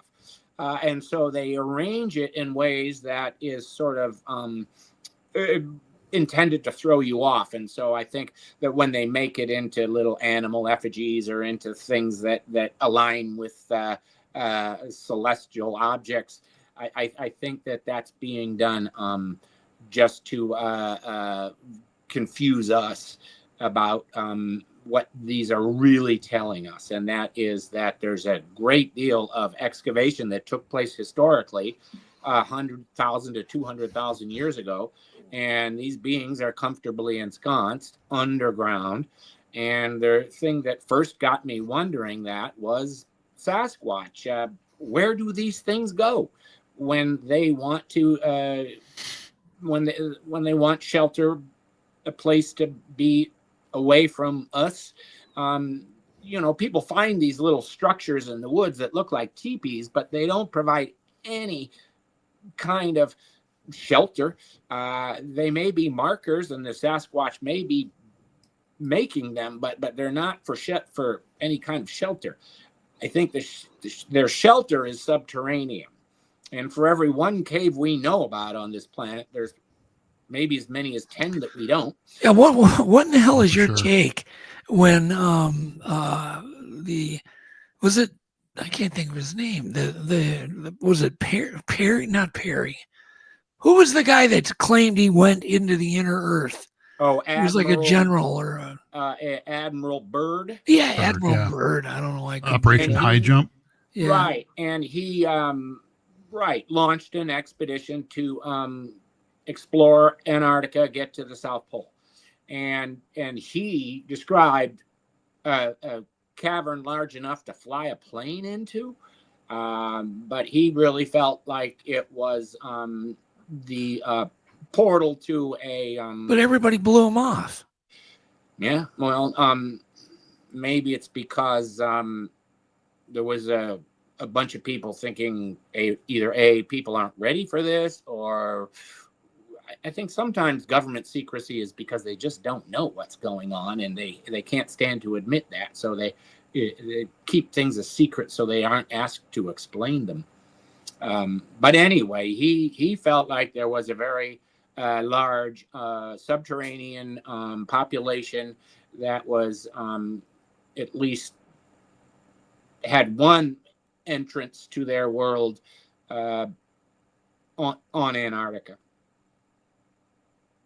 The whole inner Earth thing is interesting, and I've just wondered, how does this very sane military man explore? Usually explorers are some of the most valued people in a society, and he comes back with these crazy stories and they just ignored him. Well, to me, it sort of, I like to try to unify things when possible, and right. I think that the Sasquatch and these beings that probably came from somewhere else in the galaxy but are now here, they interact with the Sasquatch subterranean, and the Sasquatch, and a lot of Indian lore seems to sort of agree with the view that the Sasquatch sort of do the heavy lifting, but they also take direction from a group of entities that are more powerful, and the Sasquatch understand that they are not to be seen, and that humanity is not to be directly interfered with. So the intergalactic agreement is don't interfere, don't be seen, stay out of the way. Now, why all of a sudden all these drone things are happening, which I do think are otherworldly.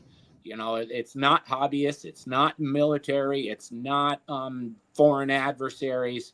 I think a large percentage of the drones that were seen are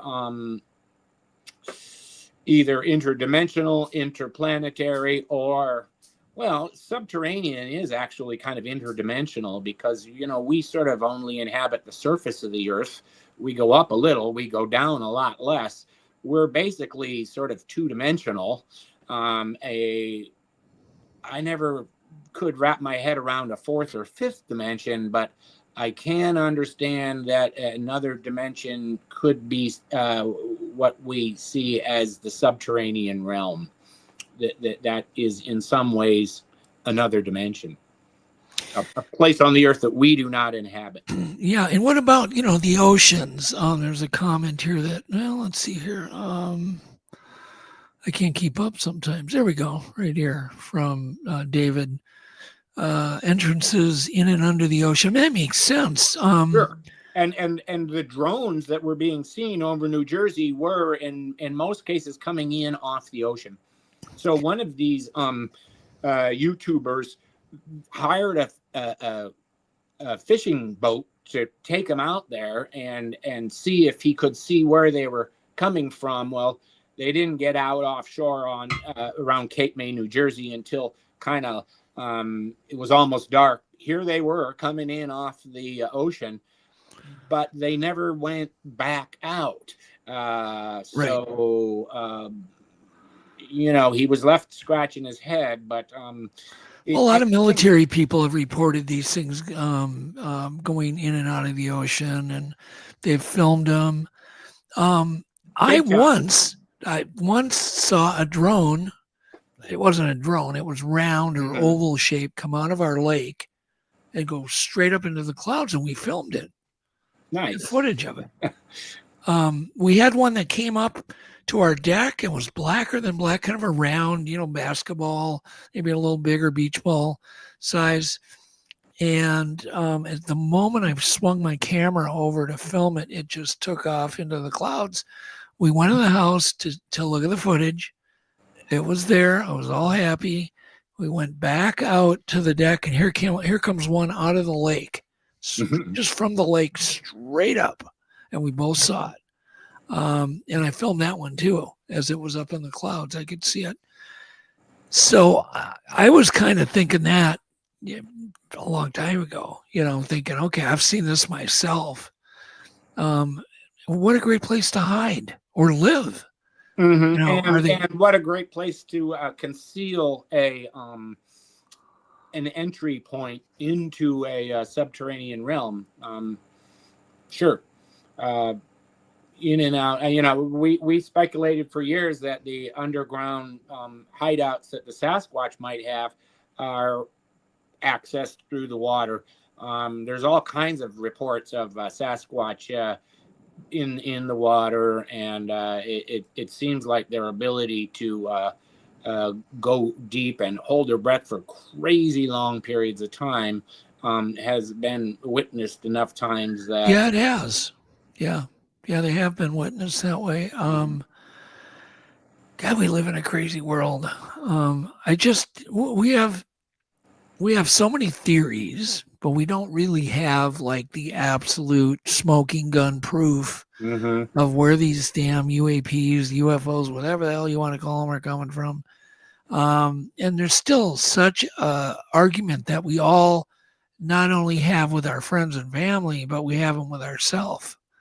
Do you ever have arguments with yourself? Like one day you believe something and then kind of switch? And absolutely. And what I like to do, my favorite thing to do is just try to put it all together. I know that the any sighting is spurious potentially, but when there are dozens or hundreds of them, that you cannot discount all of them. So statistics plays a big part in verifying things that are, you know, scientifically unverifiable. But then what does it mean, and how does it all connect? And that's where I came up with this idea that it all emanates from Subterranean, and that is the place where beings are interacting with each other. And we basically share the planet with a group of beings that doesn't want to be seen. They watch us, they're aware of us, but they kind of stay out. Well, then why do we label them cryptids? Why, you know, are they more of an elemental? Is that a better name? Not really. You should coin a new name for these. You know, the government just rephrased UFOs. I think Thom Powell several times. You need to call these creatures that aren't cryptids, that probably don't poop in the woods. Right. Yet they look like they should be pooping in the woods. Mothman, Dogman, flying humanoids. God, there's so many weird humanoid type creatures people see. Well, there are so many that it of course sort of defies logic. And another way of explaining it, which again I have a hard time wrapping my head around it, but this idea came up in the late 80s. A couple chemists, oddly enough, came up with it, and that's what they call the Gaia hypothesis, and that is that the Earth itself is alive, and it is manufacturing these phenomena for our confusion, really. But it could be that somehow the Earth makes these. People see half a Sasquatch walking across the road, and people see the thing dissolve away, and take, having weird hoofs and different appendages that are not what we normally associate with Sasquatch. It's almost like there's too many things. So it's like a damn video game. It's like somebody's drawn these things, or the Earth is able to generate images that look real but are sort of mirage or illusion. I've been fortunate enough to, thank God, have a witness for a lot of the crazy crap I've seen. Otherwise, I just write it off. I wouldn't even tell anybody. But I don't care because I've had witnesses. But we even had one day, Tom, me and Yvette were driving south on 35W, clear night, and we have this thing drop down out of the sky like a UFO, just drop big.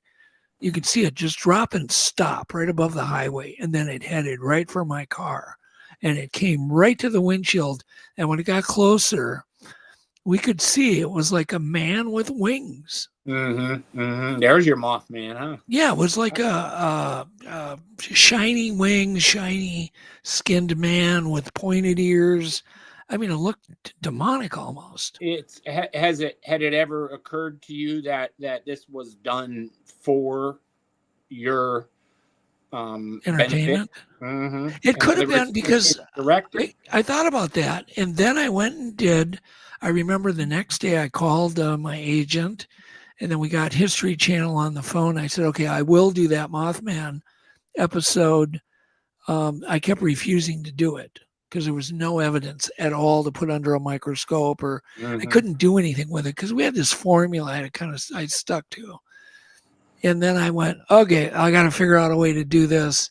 And because of what we saw, it humbled me. It was my first really humble moment in the cryptid space where I'm like, okay, I can't write Dogman off now. I can't just blow people off or just, go, oh, this just can't be true. Bigfoot makes sense, but a man with wings doesn't.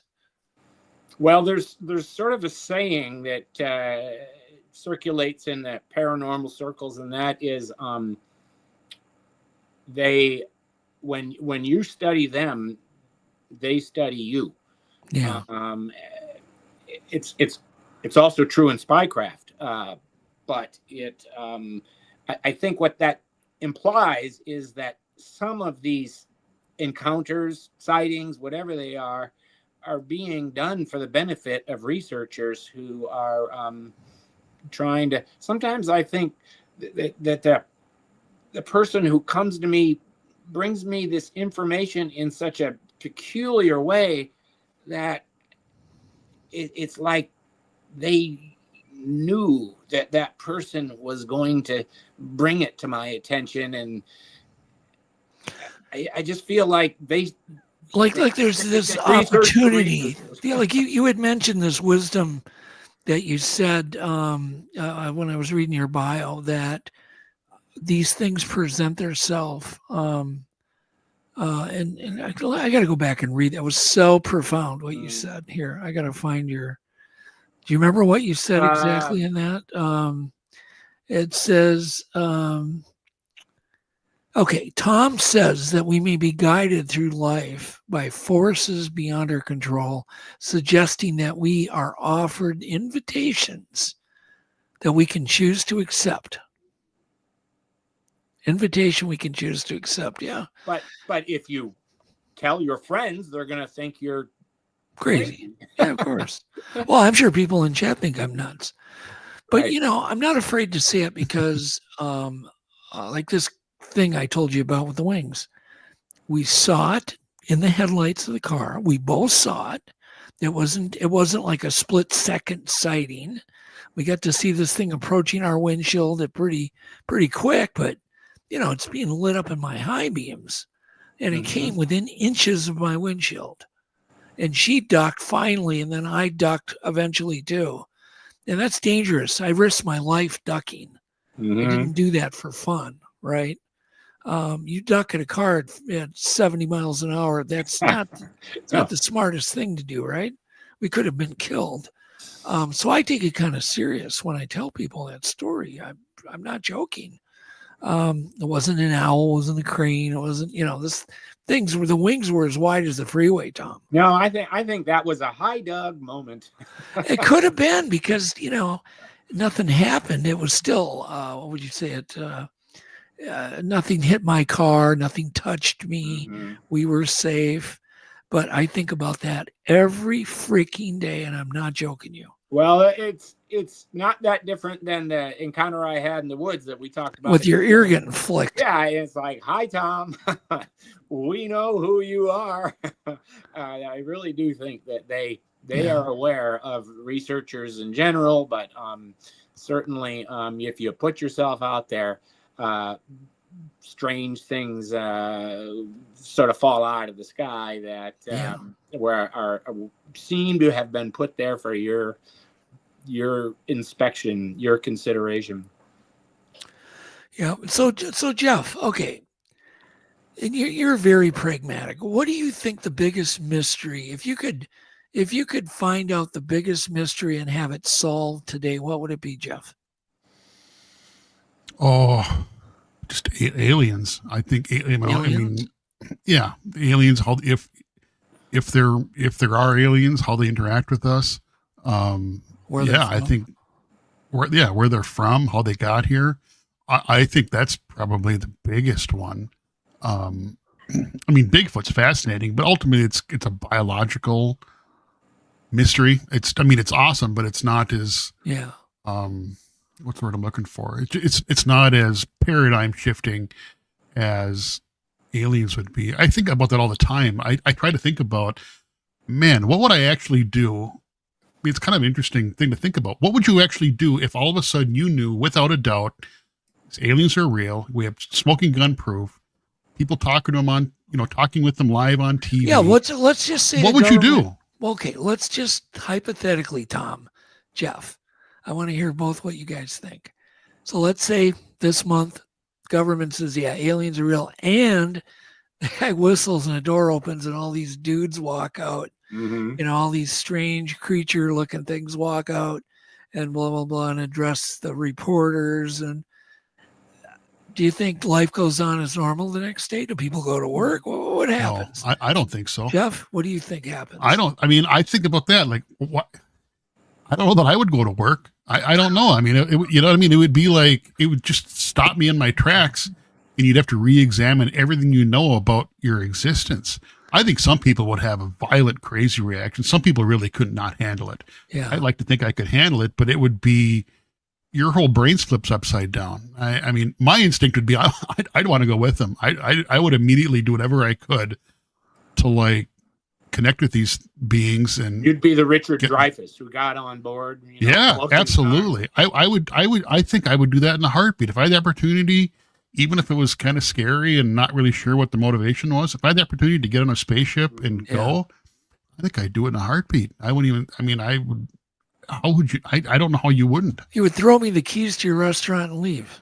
Yeah, go for it. Okay. I can't imagine anything more interesting than that. What do you think's going to happen if that happened?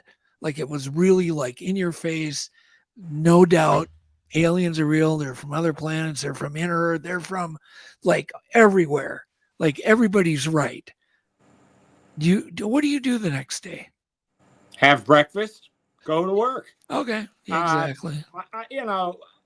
Maybe there was a time when humanity would be stirred to the point of, desperation over this question. But, 90,000 spaceman movies later, I think people are completely ready for it, and they'd be like, told you so. I think most people accept the likelihood. I see it as a certainty. There's no way we're alone. There's no way. I agree with that. That's the most arrogant thought there is. So I really feel like people, I, for one, would say, told you. And then I go to work. I mean, so what? Stephen Greer kind of talks about that. And he's seen some of the evidence and photographs of alien beings that are in. Well, didn't he say there's supposed to be some kind of big disclosure that's coming up soon? He said within a week. He said yesterday, within a week. All right. Good night, everybody. I hope you're right, Steve. But it wouldn't surprise me. It wouldn't change. I still gotta balance my checkbook and pay my electricity bill. Or do you? Aren't going to do that for me. Well, if they give us 0 point energy, it changes everything. Well, yeah, for like me, I'd be more like you. I'd just be life is normal. I'd be more interested in what people are going to do. But for me, I wouldn't freak out or care, or, because it's like, I already know. Well, I feel like a knower. All right. So then say you get a chance to meet them.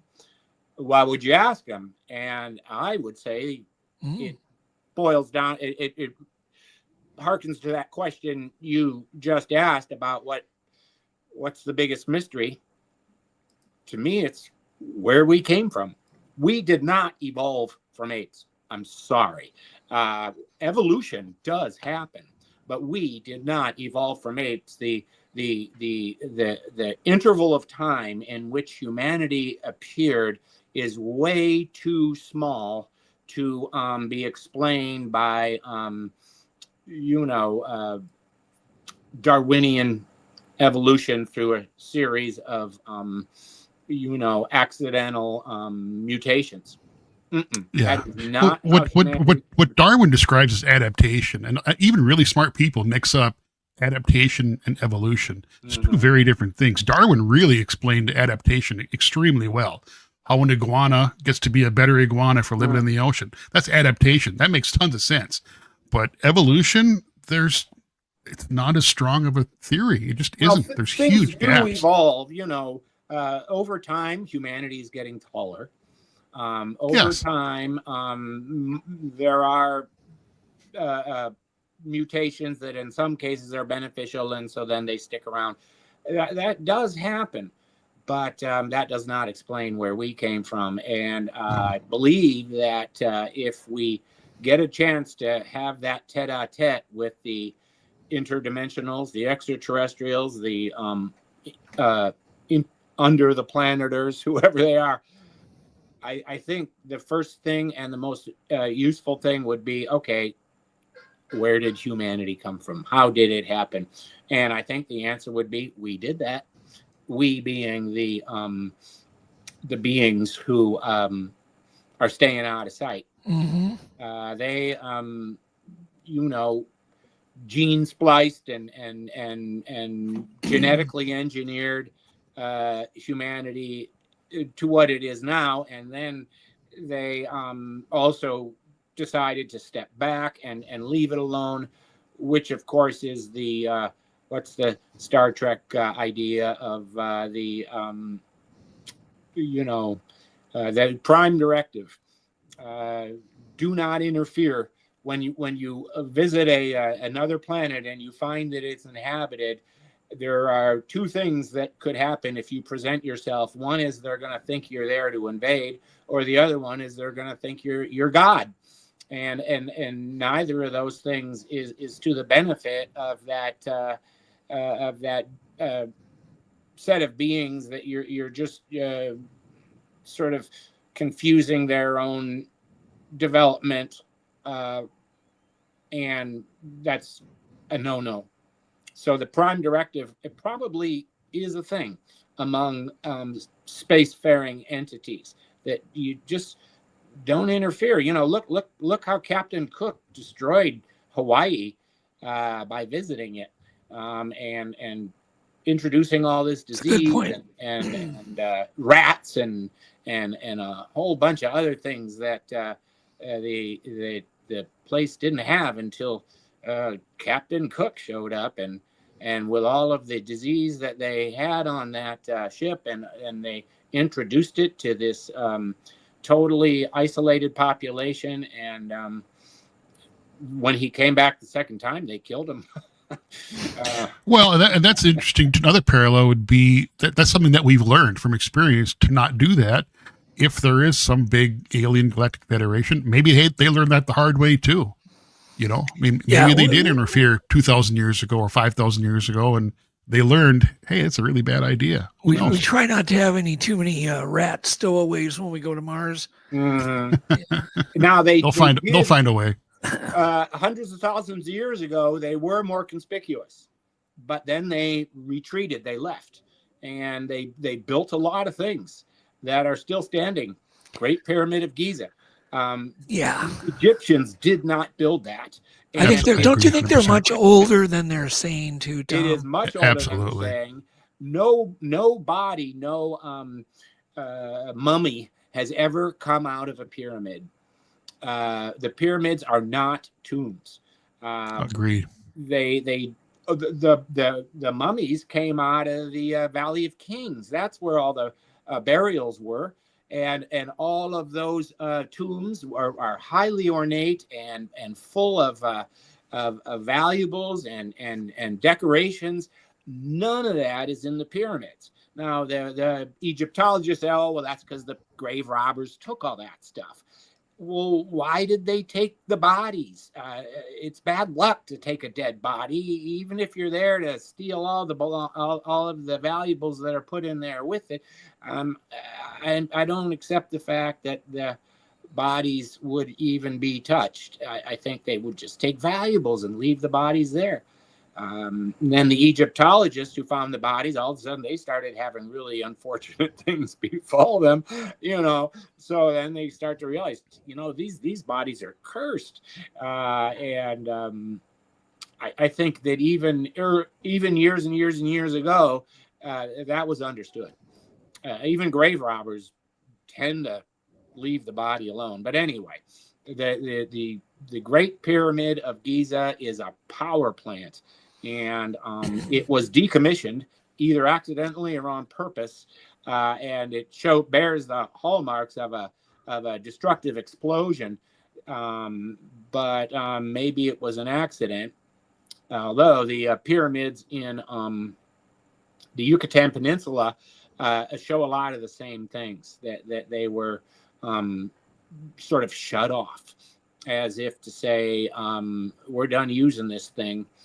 But we don't want humanity to have this capability until they figure it out for themselves. And of course, that's the whole 0 point energy, Well, isn't the Great Pyramid maybe not so big compared to some of these undug up pyramids that lie all over the earth? There are, or in the ocean. Well, there's one in Illinois at this Cahokia site where the Ohio River comes together with the Mississippi. It's bigger than the Great Pyramid. Now, it was made out of dirt, and so people just go, oh, well, that's easy for the natives to just one basket at a time. Again, millions and millions and millions of baskets. Why? Hunter-gatherers, they don't have the time for that. Anyway, there are also pyramids in China and other places that they are unexciting because they're not made of stone blocks, but they are much bigger than the Great Pyramid. Who's moving around all this dirt? All this rock? Exactly. But the Great Pyramid is crazy how much material that is. And we attribute this to Egyptians who did not even have a wheel. No boat has ever been found that is capable of floating a 50-ton block of stone. Right. And I mean, even in Egypt today, they would be hard-pressed to move such a thing. It would take thousands of years to build that structure unless you had the ability to move very heavy objects with some kind of energy force that enables you to move these things. It would have to be weightless. And if you could build a great pyramid by rendering stones weightless, I believe that you could also build a moon, even though that's a bigger job. But I'm saying if you could build the Great Pyramid, you can move a moon. Oh, there you go. Yeah. So, how strong do you believe the moon is man-made? I don't think it's man-made. It was put there by a very powerful group of beings. Okay, so it was just to terraform the Earth, to make life. I studied the tide in Lake Superior, and the moon wells up all the nutrients in Lake Superior. Lake Superior is a very sterile lake, very cold and sterile. But I filmed for the first time all of the, because I had microscopic cameras on the bottom there for almost a year, and it would, to watch I had a tide meter, first time ever anybody built a tide meter, so you could film the tides, you could film the strength of the tides, and you could see the wildlife react.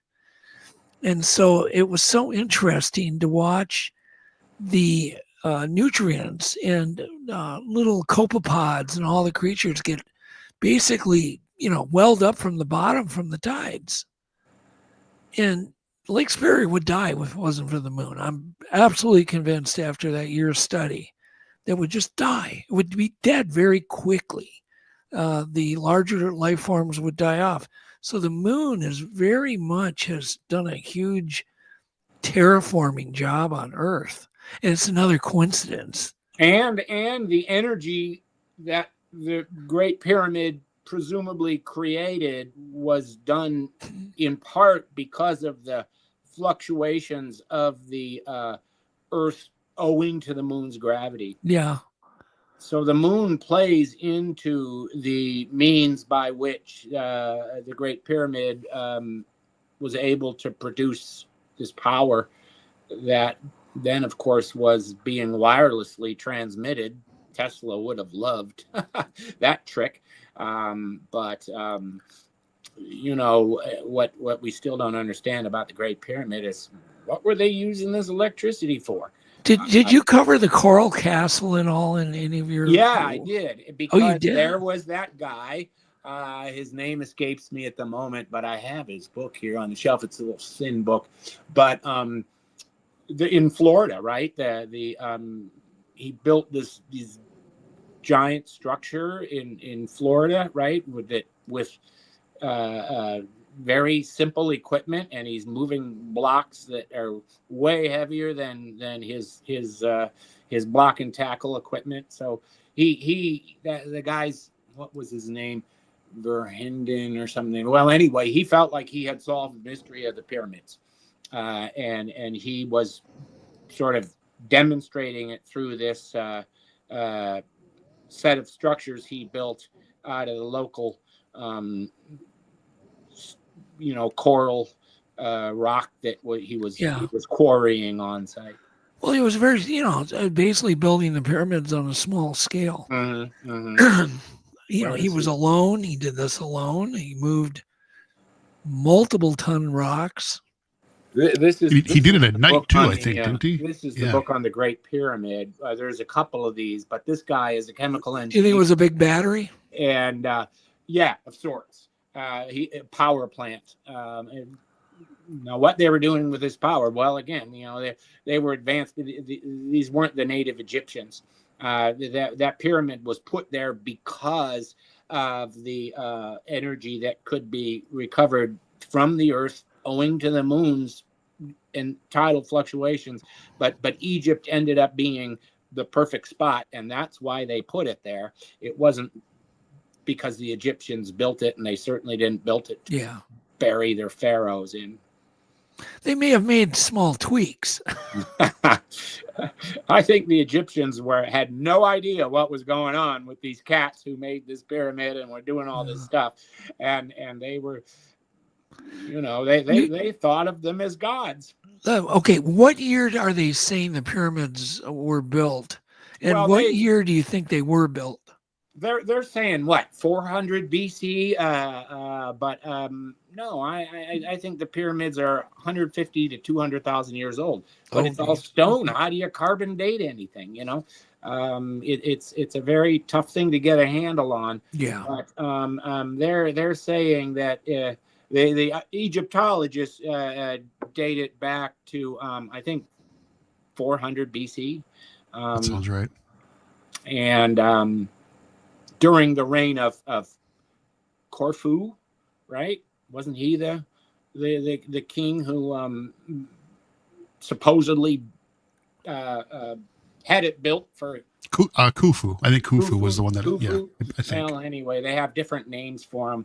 Yeah. But yeah, no, Egyptians didn't build those. And the Sphinx might be even older. I mean, there's evidence of water erosion on the Sphinx that doesn't make sense. There's a structure inside the Great Pyramid that's built out of red granite, which came from 500 miles away, and it's a freestanding structure that stands apart. The weight of the pyramid above it does not rest on this thing. It's completely freestanding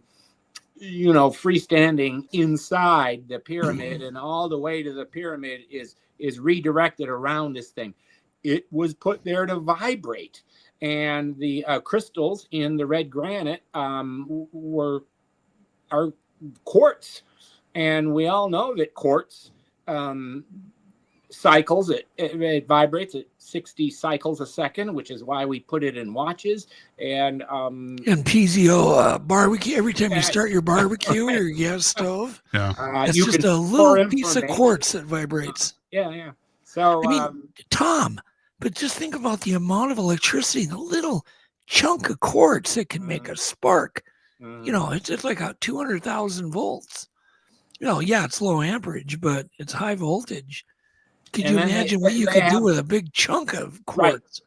Right. The center of the Great Pyramid is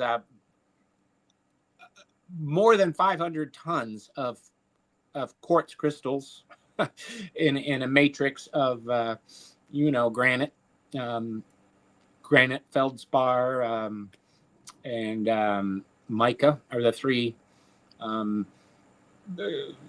constituents of granite. But they think that they brought that stone in there for the quartz. That makes sense. See, I promised that we would do a tech breakdown. It won't take very long. I'm glad Tom is here for it, because it's on. We're going to be talking about tuning forks and paranormal, paranormal activity. Is that something that interests you? Absolutely. All right, good. So let's just take a break. And I do want to dedicate this tech breakdown to Chris Reinhardt, who opened my eyes to something that happened to us. And once again, doesn't mean it'll ever happen again, but it was quite interesting. Go ahead and play the bumper, Jeff. Yep.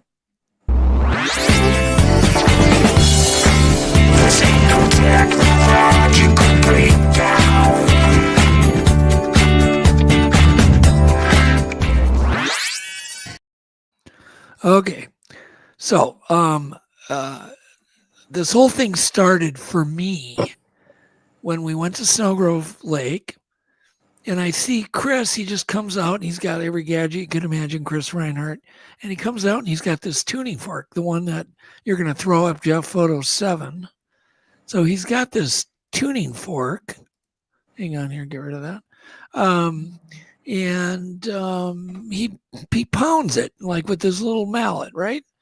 Then I can kind of feel it. It's 40 hertz. I can feel it run right through my body. Okay, great. That's really cool. And that's all I think. Well, I'm sitting in the cabin and these guys are outside like hours later. And I feel this vibration going through my body. It's like, what the hell? I mean, the whole cabin's resonating with this terrible vibration. And I get curious. I look out there and I see that they have recorded from this tuning fork a recording, and they're kind of sound blasting it, right? But man, it's going right through my body. I go out there. What are you guys doing? Okay, whatever. I'm open-minded. Go ahead and try it. I might add to the activity tonight. Well, we had a lot of crazy stuff happen that night that happened no other night. We had no less, just to give an example, we had no less than, I think, 10 bright red orb sightings. Some of them right out the window of the cabin, like right by the window. And then that was the night we also had gibberish come through one of the cameras, like a human-like talking. We had rocks thrown at the cameras. It was like mainly the only night we had activity this second time. But what it did is it just went, maybe once again, a little more open-minded. Maybe these things are interesting. And then in thinking about it, not to confuse anybody, but if you go watch Chris's show I think it was Tuesday, yesterday, we talk about the Bigfoot hum. And this hum that's being recorded all over.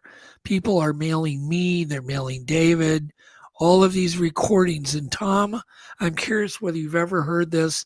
It almost sounds like hummingbird wings, or like maybe a little more metallic than hummingbird wings, but it's kind of a vibration that you hear it.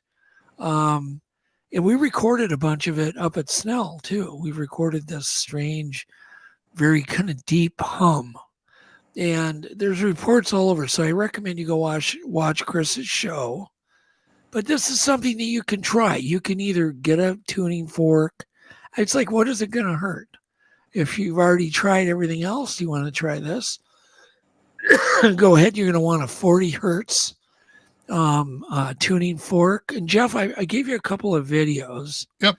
And I do want to remind people that you can also get a free app called Brainwave that you can dial in any hertz frequency that you want to dial. So have you ever experimented, Tom, on your property with these singing bowls or tuning forks or any of this? Yes. My friend Tish Paquette brought one by that you run your finger around it. It's like a singing bowl, they call them. And then there was another one that it was sort of a xylophone like thing, but it was circular. And so yeah, we kind of go out in the woods and do those kinds of things. I can't think of a time when anything just happened immediately. But it's kind of like the well, you probably know people who leave things, they call it gifting, you find a stump and you put things out there and then you come back and they get rearranged. And I knew a gal up on the Olympic Peninsula who used to do that a lot. And Judy, and I said, Judy, do you really think the Sasquatch have nothing better to do than go around the woods every night and rearrange our little things that we leave for them? And she said, no, they don't go there and physically pick things up. They can do it with energy. So they don't have to be there to rearrange things. So, okay. It seems a little more plausible somehow than the idea that Sasquatches are just going around obliging us with little arrangements. But I do find things at the trailheads. Or it's always where the trails cross that you get a tree that is bent around in a circle and wasn't there yesterday. And no one else is using this woods. It's surrounded by private property and yet there is something that has been moved for my inspection, it would seem. Yeah, it's interesting. Okay, so back to the humming. It comes to find out these hums that we've been recording. Many people have recorded these. Tristan is the one that got me really into this because he had this recording and there was this strange hum that while this thing was eating, and it was so otherworldly, I thought there's got to be something more to this. So we put out feelers. People have been mailing in their audio clips all over. Okay. But this hum is at 40 hertz. And this tuning fork was 40 hertz. But supposedly there's been a scientific study done in 2017 that this tuning fork will bring out dopamine, choline, as it penetrates deep into the centers of your brain. And there's other frequencies that do different things that bring on sleep. And my God, it's a whole big area you can research on YouTube. But let's go ahead and play a couple of videos. There's also something called a binaural beat, where they shut 40 hertz on and off, on and off, on and off. And it's kind of an interesting effect. Play video 3 first, Jeff. Oh, okay. Hold on. I had video 3. Sorry. Give me 1 second. We'll be through with this soon, Tom. Whoops. Hold on 1 second here. I got to dig that one up to myself a little bit. All right. Here we go.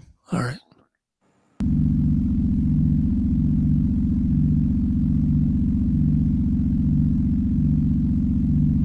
So this is supposed to help you focus. There's all sorts of things. This is for entertainment only. I have no idea. But I know first time there was somebody camping do something like this, we had a lot of really weird activity. I will say that. Could be coincidence. Okay, then play video 2. This is what Tom was talking about, these brass bowl. Oh, wrong one. Hold on a second. You just wanted more of that. All right, that's the end of our show. We're just going to, there we go. Oh, yeah, you can beat them.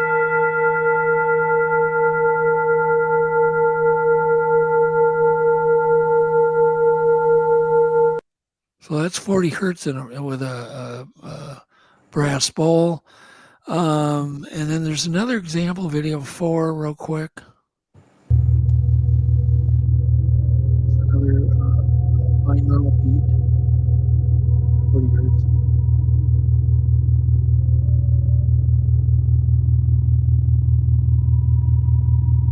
And then there's another one, video 5.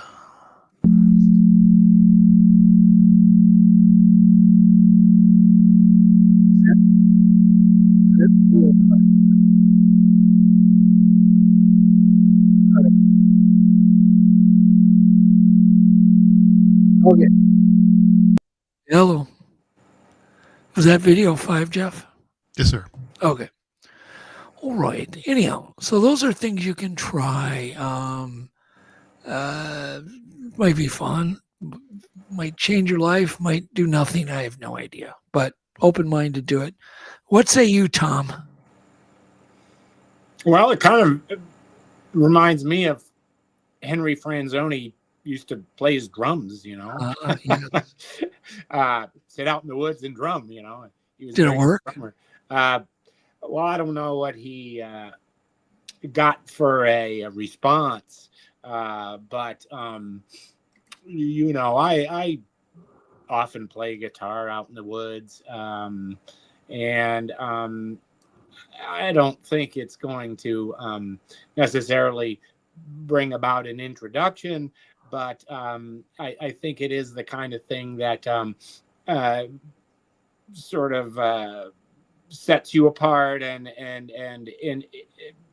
suggests that you're a less threatening kind of person than a person who's sitting there heavily armed and putting camera traps around and all of this kind of stuff. So you know, just there's a lot of things you could probably do in the woods. Yes, of course, but this is just something with nature. And probably won't hurt. The drumming and you know, I'll play guitar, you know, harmonica, and every once in a while something strange happens, but it's never what you expect. Some strange animal will all of a sudden manifest or something in the sky, but you can't repeat it, is what you're saying. Never repeat it. It never repeats.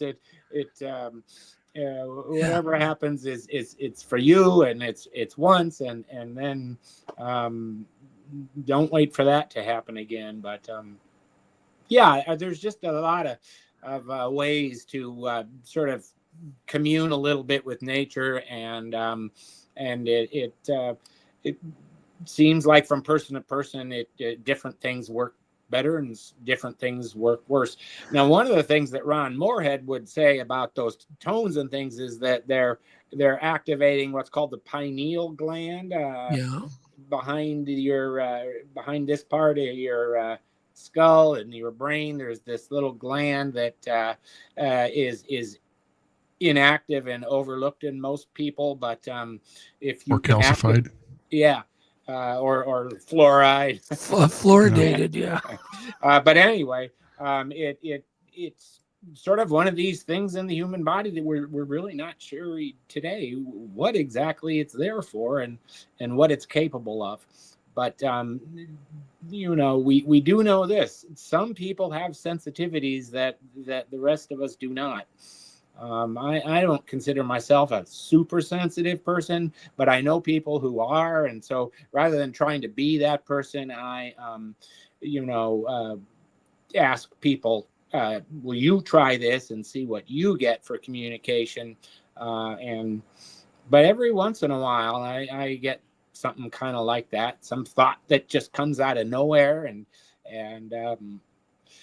when I was working on the locals, I had a couple titles in mind, and I took a walk in the woods, and almost audibly, I was thinking, what should I name it? And when I heard "We're the Locals," and I'll go, oh, that's it. That's the title. Yeah, such a great title. You. It's a great. I went home and wrote it down. Yeah, it's a great title for a book. It really was. It came out of nowhere. And Henry Franzoni is one of these guys. Rest his soul. He died last year. But he talked about Pan and the god of the woods, and how this entity provides you with inspiration, whether you're working on writing a song or a poem or a book or something, that you by going to the woods and making yourself sort of open and receptive, that this entity that historically was Pan in I believe it was Greek mythology, but it's the woods talking back to you. Don't you think everything operates on, back to the frequencies, everything operates on a frequency? Well, and that's cancer the Henry only thing. We vibrate at a certain frequency, and when something can change, locations or move into the ground, or become invisible, it's just that it's changing the rate of vibration. Well, aren't UFOs a lot of times reported as some kind of a hum, a low frequency kind of hum too? You hear a lot about humming, and then we hum to our children to put them to sleep. On and on and on. It's quite a fascinating. I do recommend, once again, go check out Chris Reinhardt's show, Discover Sasquatch, last week. It's a fascinating show. I did a show too on Untold. I can't remember what episode on this Bigfoot hum too, which is really interesting. But I think frequency is going to be a new category of science that's going to get more scientific scrutiny in the future. I do believe that. Versus, you go ahead, Jeff. Well, this is educated speculation based on just things that I've seen. I think that's going to be the ticket to anti-gravity, is vibrating at a certain frequency. It just seems very likely that that's the key to anti-gravity. And it's probably how they have gravity levitated works. Small objects with frequencies. Yeah. Right, Tom? Well, then there's the Philadelphia experiment where they supposedly moved a whole ship. It didn't end well for some of the sailors, but Tesla was all over that stuff, and that they were using very strong magnets is another big part of it. There are there's probably a whole bunch more known about that science than we're currently aware of. But I agree. I think that the key to moving, if you vibrate a certain way, you can move through things. One of the things the Indians say is that the Sasquatch can move inside a tree. People say, well, I thought it was a tree stump and then it was gone. And it's like they can move through trees and hide inside the tree if they so desire.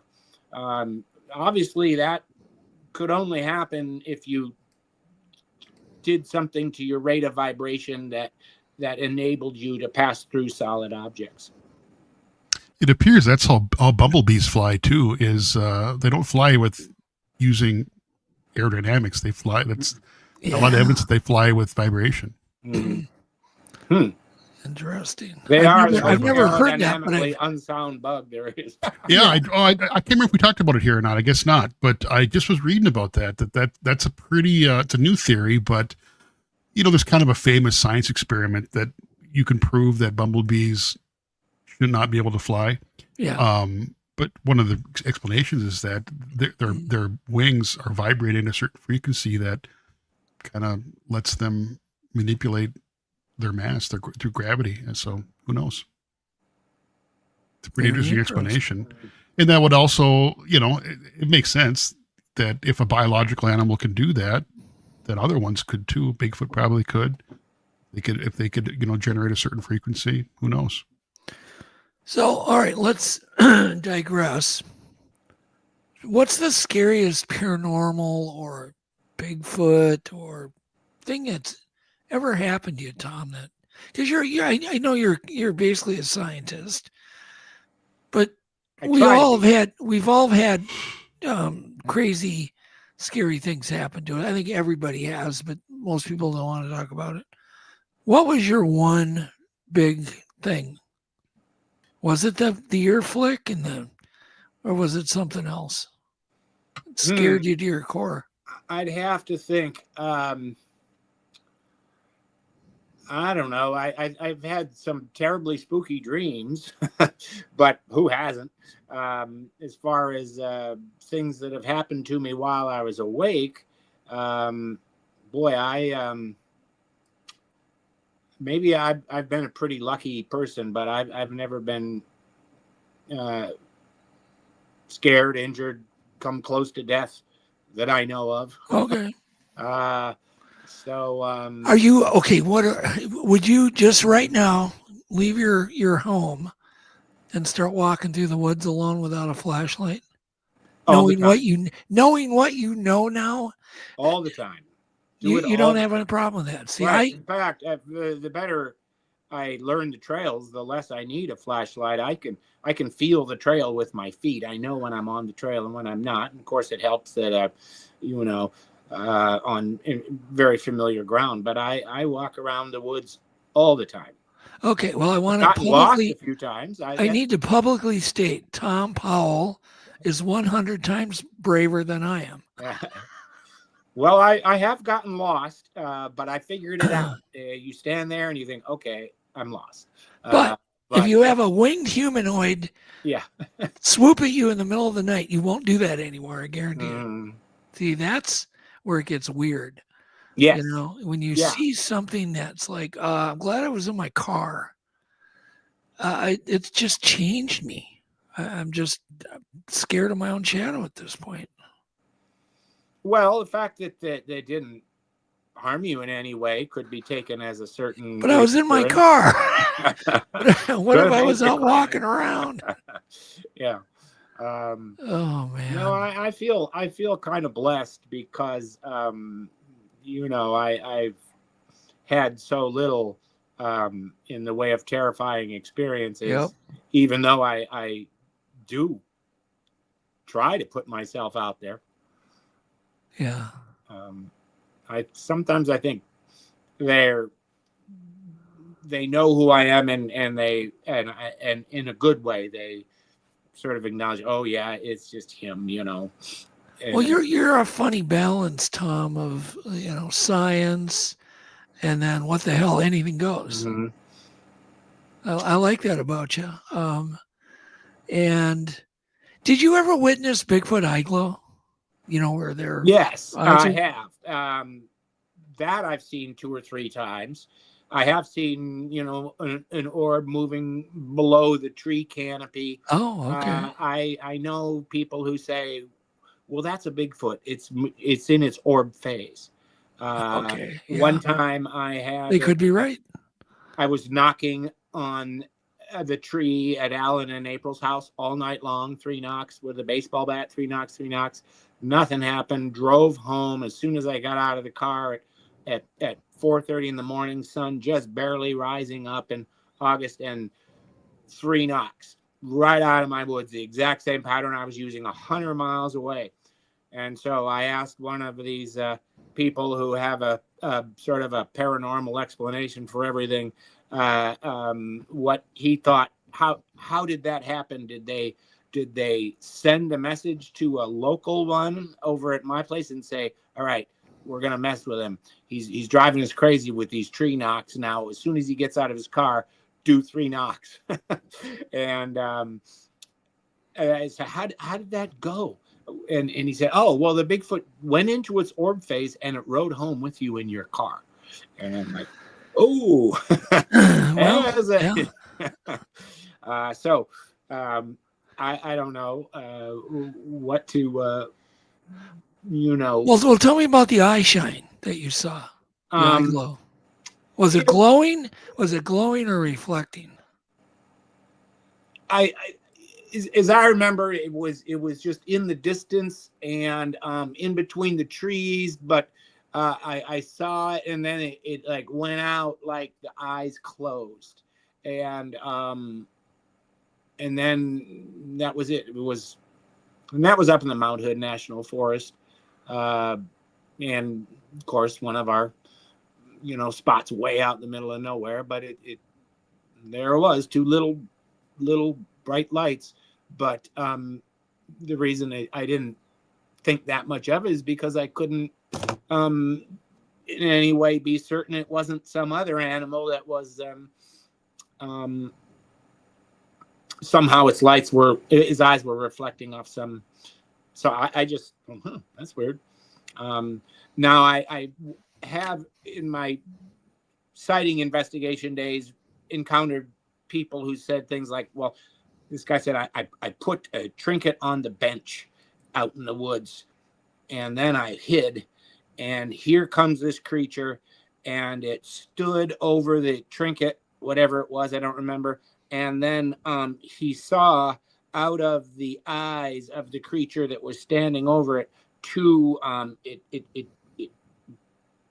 bright beams came out of his eyes and illuminated the object that was sitting on the bench, and then the beams dissolved away, and then the creature moved on. So I forget what the name of it is for the self-luminous eyes or something. You know, about like a bioluminescence? Yeah, that it could be that at least some of the Sasquatch creatures have the ability to illuminate with their eyes, not just gather light that is around. What color was that was reported? White. They said there are two cone-shaped beams came out of its eyes. It inspected the object, and then they back in, and it moved on. Wow. Fascinating. Mm-hmm. What time we got? We've got a few more minutes. Jeff, you got anybody else has any questions? We'll try to squeeze them in quick. You're probably we're killing you, Tom, I know, but it's too damn interesting, Jeff. One of I just in the very beginning of Planet Strange, you talk about Charles Fort. He was a guy who was active in the early 20th century. You put a great quote in here that it's been in my head all day since I read it. He used the term marvels for the things we're talking about, extraordinary things, right. UFOs, Bigfoot, whatever. So he called them marvels. With that in mind, the quote is paranormal didn't exist. No, yeah. So with that in mind, that definition of marvels, the quote is, people with a psychological need to believe in marvels are no more prejudiced and gullible than people with a psychological need not to believe in marvels. That's a really profound thought. And I've been thinking about that all day. That's well, and of course, you're describing scientific skepticism as the need to not believe in marvels and having, oh, there's an explanation for everything. You just don't know what it is. But yes, Charles Fort felt like that is a little bit narrow in your thinking. That everything I agree 100%. Simple explanation, and I don't understand people that just immediately dismiss everything. Oh, Bigfoot's not real. Well, that's silly. We don't know that. I mean, it might not be real, but it might. We don't know. You can't prove that. So I just think that's a great thing to keep in mind. That it's no different than people who are just determined to not believe things. And just that there's a hell of a lot of stuff that we still don't understand. Absolutely. And these lights over New Jersey, perfect example of like, what the heck is going on? Well, they've been actually all over, Tom. Jeff had a SUV sized drone over his house. I didn't see it, but my friends and neighbors saw it. It was right over my house. I don't think they're coming from space. I think they come from the Earth. They're under us, and they're having fun with us and just toying with us little by little and trying to usher humanity, of course, or waiting for humanity to become more astute and so forth.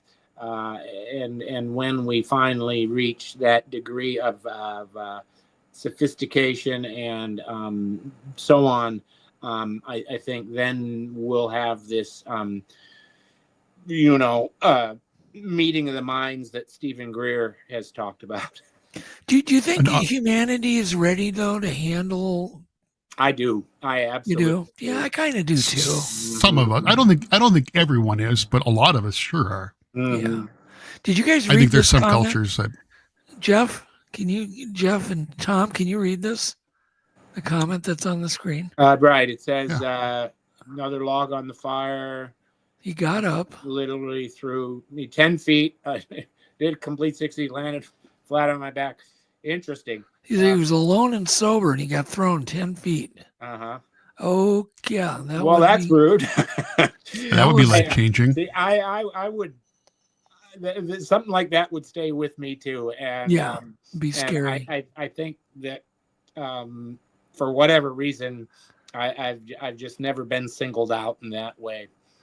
Well, it always comes when you least expect it. You can never expect this stuff. So, David, now we know why you're here. I'm glad you're here. And it's you're just looking for answers, kind of, for what happened to you. Well, and that's why it's so valuable to have an open mind. I mean, someone could read that and just automatically dismiss it, but what if he's telling the truth? No, if he's telling the truth. Of course, he's telling the truth. Yeah, well, I mean, I believe it, but I mean, my point is, it's made him want to learn more. Yeah, it's life changing. Absolutely, it's life changing in a good way. It's had a yes. So my advice to you, David, is yes. The more questions you're asking, the more you try to learn, the more the universe will probably give you answers, and you'll have more coincidences, and you'll meet more people, and just So I think these things have to be just kind of a learning tool, basically, to nudge us into wanting to be more curious. Get us on the right path. I would feel honored to have such a event happen to me, and Lord knows I put a lot of logs on the fire. But darn it all, none of this stuff ever happens to me.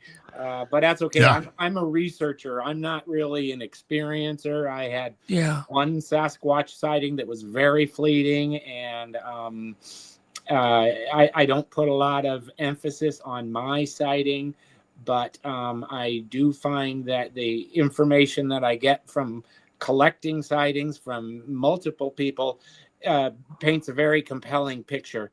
But if I was waiting for my personal experiences to indicate the realities of these paranormal events, I'd still be waiting. I just have to say to David, I see your comment there. Just so we're clear, I'm not challenging you. I'm criticizing people who would automatically dismiss that. I have an open mind. I take what you're saying at face value. So I don't want him to think that I was. No, I don't think poo-pooing what he said. No, but my point is, this happened. He experienced it. He was alone, didn't have any witnesses, but it was life-changing for him. It is no doubt why he is here. Yeah, that's my absolutely. point. Yeah, he's here. absolutely. He could be watching, I Love Lucy instead, or football instead. He's here learning. And that's welcome. Glad to have you here. Yeah, and that's really cool. So hopefully you keep joining us, David. A lot of weird things happen to a lot of people. Very few people have the guts to say anything. There's another great quote in the introduction of Planet Strange. He's talking about Max Planck, who's a genius. I mean, just that guy changed the earth. Brilliant guy. But he's a scientist. But the quote is... that's what the Max Planck... brilliant. Planck's constant. Yeah, brilliant guy. Yeah, genius. But the quote is, "Science cannot solve the ultimate mystery of nature, and that is because, in the last analysis, we ourselves are part of the mystery we are trying to solve." And again, that's really profound context to look at all this stuff. It's hard when you're in the middle of it to have a really objective, big picture view, because we are part of it. We're, and that's where a lot of people fail with environmental issues, is they want to act like humans aren't part of the equation. We absolutely are part of the equation. You can't try to make solutions that don't involve us as being part of the planet, part of the ecosystem. We're part of the food chain. It's also that in order to understand our place in the world, paranormal and normal, you really have to study. Well, it's book length information. It's not something you can read a little bit on your phone and understand. I'm gratified, Doug, that you're still out there publishing books. A lesser man would have given up. What with the advent of all the electronic media, that books are probably not being read as much, at least in this country, as before. I know Europeans are very big book readers. Yeah, well, I think books are important. Mm-hmm. Yeah. Super important. But I found when it comes to understanding our place and our origin, it's complicated, and I just couldn't do it without 100,000 words. There's just too many things that factor into it that have to be considered. Do you feel that there's a big? Should you feel like? I feel like there's some. I'm not sure it's a good thing, but I feel like something big's coming. Do you ever get that? Mm-hmm. Do you get your spidey senses? Are they up right now, or are they just normal? Just everything's normal? I guess. I mean, I'd like to say yes, but I really can't put my finger on anything. Yeah, well, I wake up every day thinking something's coming, something big is coming, like life-changing. Yeah. Mm-hmm. Mm-hmm. I've had that feeling too. And I've been preparing things for this. I think life's going to get interrupted for a while. I'm not sure it'll be a bad thing, but I can feel it. I don't know, and I'm usually not wrong on these things. I could be wrong, and I actually hope I am wrong in a lot of ways, because I think it'll be disruptive. I mean, think of what's going on in L.A. If you lived in, Palisades Park right now. He's talking about how their life went from luxury, beautiful neighborhood, blah, blah, blah, to a living hell. Mm-hmm. It's horrible. And that's where I feel blessed, because I've never had such a horrendous event be a part of my right life. And maybe someone is looking after me. I think if someone is, I tend to think it's our deceased relatives who sometimes can spin things for you, leave something in front of you that is potentially beneficial or a warning. And I do try to listen to those things. If I have a hunch or an instinct, I always try to listen to it and take it, at least somewhat seriously.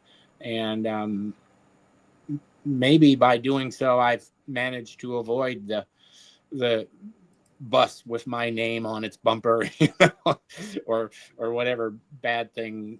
I've had so many near misses in car situations that really I feel like somebody must be looking out for me. I should be dead by now. I've had situations like that too, where it's amazed that I survived. I've had a couple things like that. Like, how the heck did I not just die? That's amazing. I can't believe I survived my Jarts toy. Oh yeah. Those are amazing that those actually made it to market. Oh God. Anyhow. Those are so dangerous. All right. Do you want to put Tom's book cover up? Sure. 1 second here.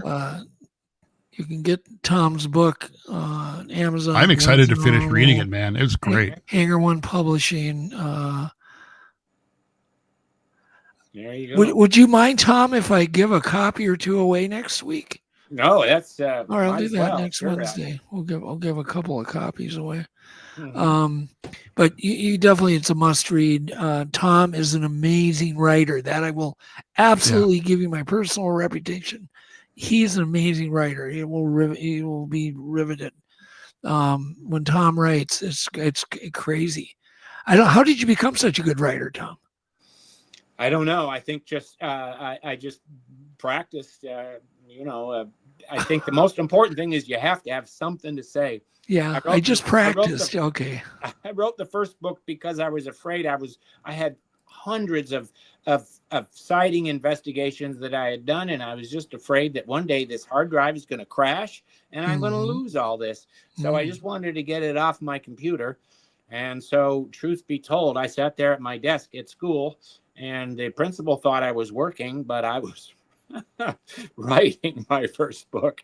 So, I did feel like, well, I give all these kids assignments. I should do some too. And so I actually wrote a lot of it while the kids were taking quizzes and tests, and I'm sitting at my desk and just trying to get this stuff written down before it gets lost. Well, I bet you were a good teacher.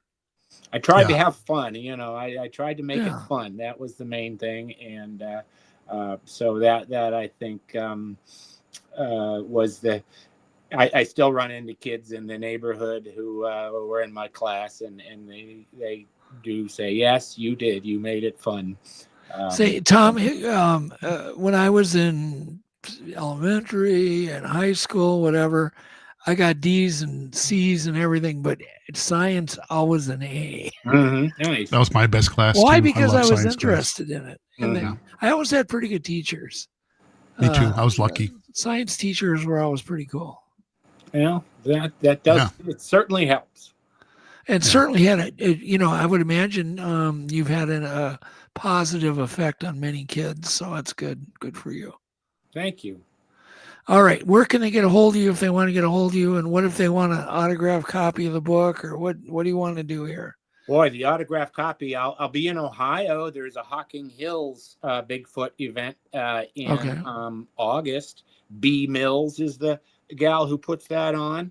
And she invited me to speak. So I'll be there in, I believe it's August.